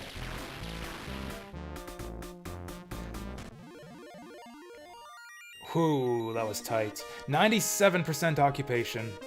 Woo. Look at that. What a miserable map. If it weren't for the monster thing in the center, like if we could just seal the monster layers and walk over them, that would be fine. That would be a fine map if I could just seal the monster layers and ignore them. Alright, that's all of them. And we even took care of gays. Ho ho ho. Now Princess Rubia will realize how cool I am. Yeah. Quit those improper thoughts, young master. Ah, there's another one. That's a shame. I kind of wanted to see what would happen at the end of the chapter. Alright, I've completed all 3 trials. Princess Rubia, here I come. Let us return to the Watchman and ask him to open the way to the castle. Oh! Oh! What's wrong with him? Well, whatever. I completed all the trials. I want to meet the princess.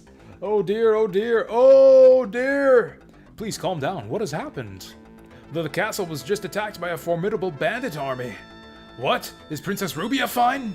I don't know. Our country doesn't really have an army, and I fear it's just a matter of time until our princess is killed. That's why I've been standing here worrying. How is that gonna help, you idiot? Look, just open the gate. Let's hurry, Gramps. Yes, sir. Don't worry, Rubia. I, the great Gase, shall save you. Whoa, you're still here? You're such a pain. Stop following me. Silence. Only I am able to save Rubia. Farewell. Hey, wait, don't you dare steal my spotlight, Gase. Alright, we'll have a look at... Hiya! Ta! There's a girl mowing down monsters left and right. Don't tell me that's Princess Rubia? Indeed, isn't she lovely? Humph! Yeah! To! That is pretty badass. That's not exactly how I was picturing her. Is that really the same sweet girl who has been writing those messages on the signs? Well, you see? Princess Rubia doesn't care about this marriage thing one bit. Actually, the one who's been writing those messages was me? What the hell? Then what were these trials even for? Well, I'll just be honest with you. Since our king is so carefree and we've been having more and more bandits around, so we've been using our beautiful princess as bait to have suckers like you deal with them. Sorry. Grrr! That's it. I'm gonna... My prince, please save that for later. Princess Rubia is really in danger now. We should go and save her. Yeah, you're right. Let's go! Yeah, I'm coming too. Does that mean he's on our side? Alright, the princess is in danger! Is she though? Oh, nice. Ha! To! Hwacha! Mung! If this barricade is broken through, the princess will be in danger! Don't worry, Princess Rubia, you'll be safe soon. Alfred, you are a lonely peon compared to me. However, I'll ignore that fact for now. We must save Rubia. Alright, it's a truce. My prince, obviously saving the princess is our priority. But be wary of Gase. Who knows what he is planning? I know, right? What a petty guy. Okay. Wow, this really did turn out to be Game of Thrones after all. Shifting alliances. The person who was a foe before is a friend now, but maybe he'll backstab us? Does he count as an ally? Oh yeah, we're all on the same side against Blue, and he has almost as many forces as the three of us combined. Oh yeah, Blue's got a lot of stuff to start off here. I wasn't ready. Woo, look at that. Okay, so yeah, Blue's off to a very strong start, and if he starts breaking through this, he'll get to the princess, and if she dies, we lose. Also, for this battle, she's a king, not a princess. She got promoted. Battlefield promotion from princess to king. Apart from that, we got a cave here. What else we got on this map? Actually, we got a bunch of caves. These are kind of advantageous caves, because those guys are going to attack Blue. Yellow's got a terrible start. He's going to be useless. Also, he might backstab us later on, based on what they were telling us here. So honestly, this seems like a pretty straightforward map. We just repair the bridge, seal the layers along the way, and then dig into Blue. And then we've got to build a bridge over here, but once we do... Yeah, so my strategy, if we were playing this map, my strategy would be to just expand outwards. What is the point of this? Maybe we will have to attack Yellow at some point. Anyways, repair this bridge, seal the monster layers, build this bridge, and then once that's done, we've actually got an open path to Blue. Then we could run forward with our king and do some economic harassment, which is a bit dangerous because Blue will have expanded a bunch by that point too, and he'll have expanded more than us because he actually has an economic advantage on this map. So this is the point where the maps start getting a bit trickier. The real Lord Monarch starts here, except not really, because the real Lord Monarch is the PC version. But this is a cute little different experience. I'm glad I got to try this. And then if we... sure, let's go back to the world map. I've got it. What? You didn't win anything. You're gonna get crushed by Blue.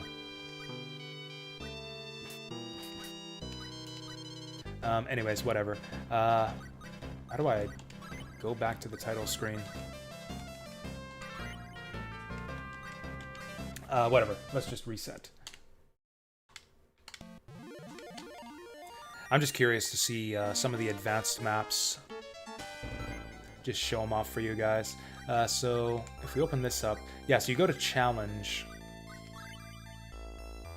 Oh, you gotta do them one at a time. That's a bit of a shame. The Monarchs. Or we can do the advanced map. Oh yeah, so this is the, I think one of the first maps on the full version of Lord Monarch for Windows. Like, not Lord Monarch Online, but like the full Windows version. This is one of the earlier maps. Oh yeah, you have the ally option as well, so you can pick an ally with fewer starting resources than you. Or fewer or the same, I guess. We've all got an equal start, so let's ally with red! Yay! Dragon and slime.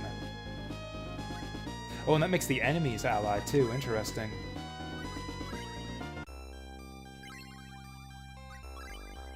And then this map... This is almost like the first map of Lord Monarch Online.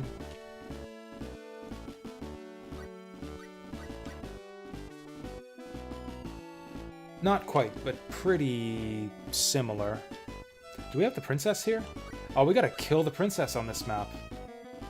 Brutal. Or is she an ally? No, she's an enemy. We gotta kill her. I love this too, like in the way that like you get all these different sprites for the different factions. I mean, they're not really factions, they're you know, different colors. The PC Lord Monarch did that too, where it's like they had cute little names too. Like in the Three Kingdoms maps, it would be like, you know, Cao Cao, Liu Bei, Sun Quan. But then for like for the fast food maps, you would have like your own different warring fast food franchises. So there was like Octo Snacks, which was the takoyaki stand. I think there was a McDonald's knockoff was the player faction for those ones. What was the other one? I can't remember. I mainly remember Octo Snacks. Such a catchy name. Anyways, maybe I'll show off the PC version of Lord Monarch Online one of these days. But yeah, this is the Genesis version. Very cute, wonderful little translation to just spice up the game a bit. All these extra maps as well, like all the content from the PC version, basically. You just got kind of a crappy interface and really slow gameplay, and some shitty story maps to contend with. Jelly donuts. Was there a donut stand? I think there was.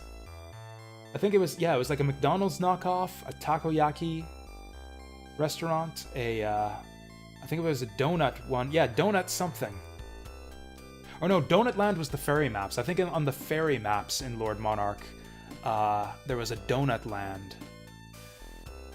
I don't know. I'll have to show off Lord Monarch Online. Honestly, Lord Monarch Online is a lot better. The interface is a lot cleaner. It plays a lot more quickly. The maps are much more well designed. Yeah, we'll have to show off Lord Monarch Online one of these days to give you guys the real Lord Monarch experience. But I'm glad I got to show off this for you guys, at least. I'll post those links again. Yeah, I'll post both the links in case you guys want to check out the games for yourselves. I kind of left you guys on a cliffhanger, huh? The princess is in danger. Go rescue her. Tune in next time for the exciting conclusion, except not, because I'm probably not going to play this on stream again. So this is the translation patch for Lord Monarch Legendary Battle Royale for the Sega Mega Drive. So yeah, if you can just apply that patch to a ROM, you can play this game that I've been playing just now. And this is the fantabulous... is this the right link? That's not the right link. Just a second, I'll get it. I'll get the right one. Oh, it's actually down. Do I have so many viewers that I, like, crashed the Lord Monarch website? from linking it earlier. So the website is down. That is the right link, but the website seems to be down now for some reason. So that sucks. I guess bookmark it or something and check it out later if you want to try Lord Monarch online. Or, you know, just wait until I try it out on stream here, and that'll be fun too. I'm off to bed. We'll be streaming tomorrow at the usual time, 2 p.m. Central, and it's going to be Radiant Dawn pretty much all day. And that's the plan. Thanks again for watching. Have a good night, and I'll catch you guys next time.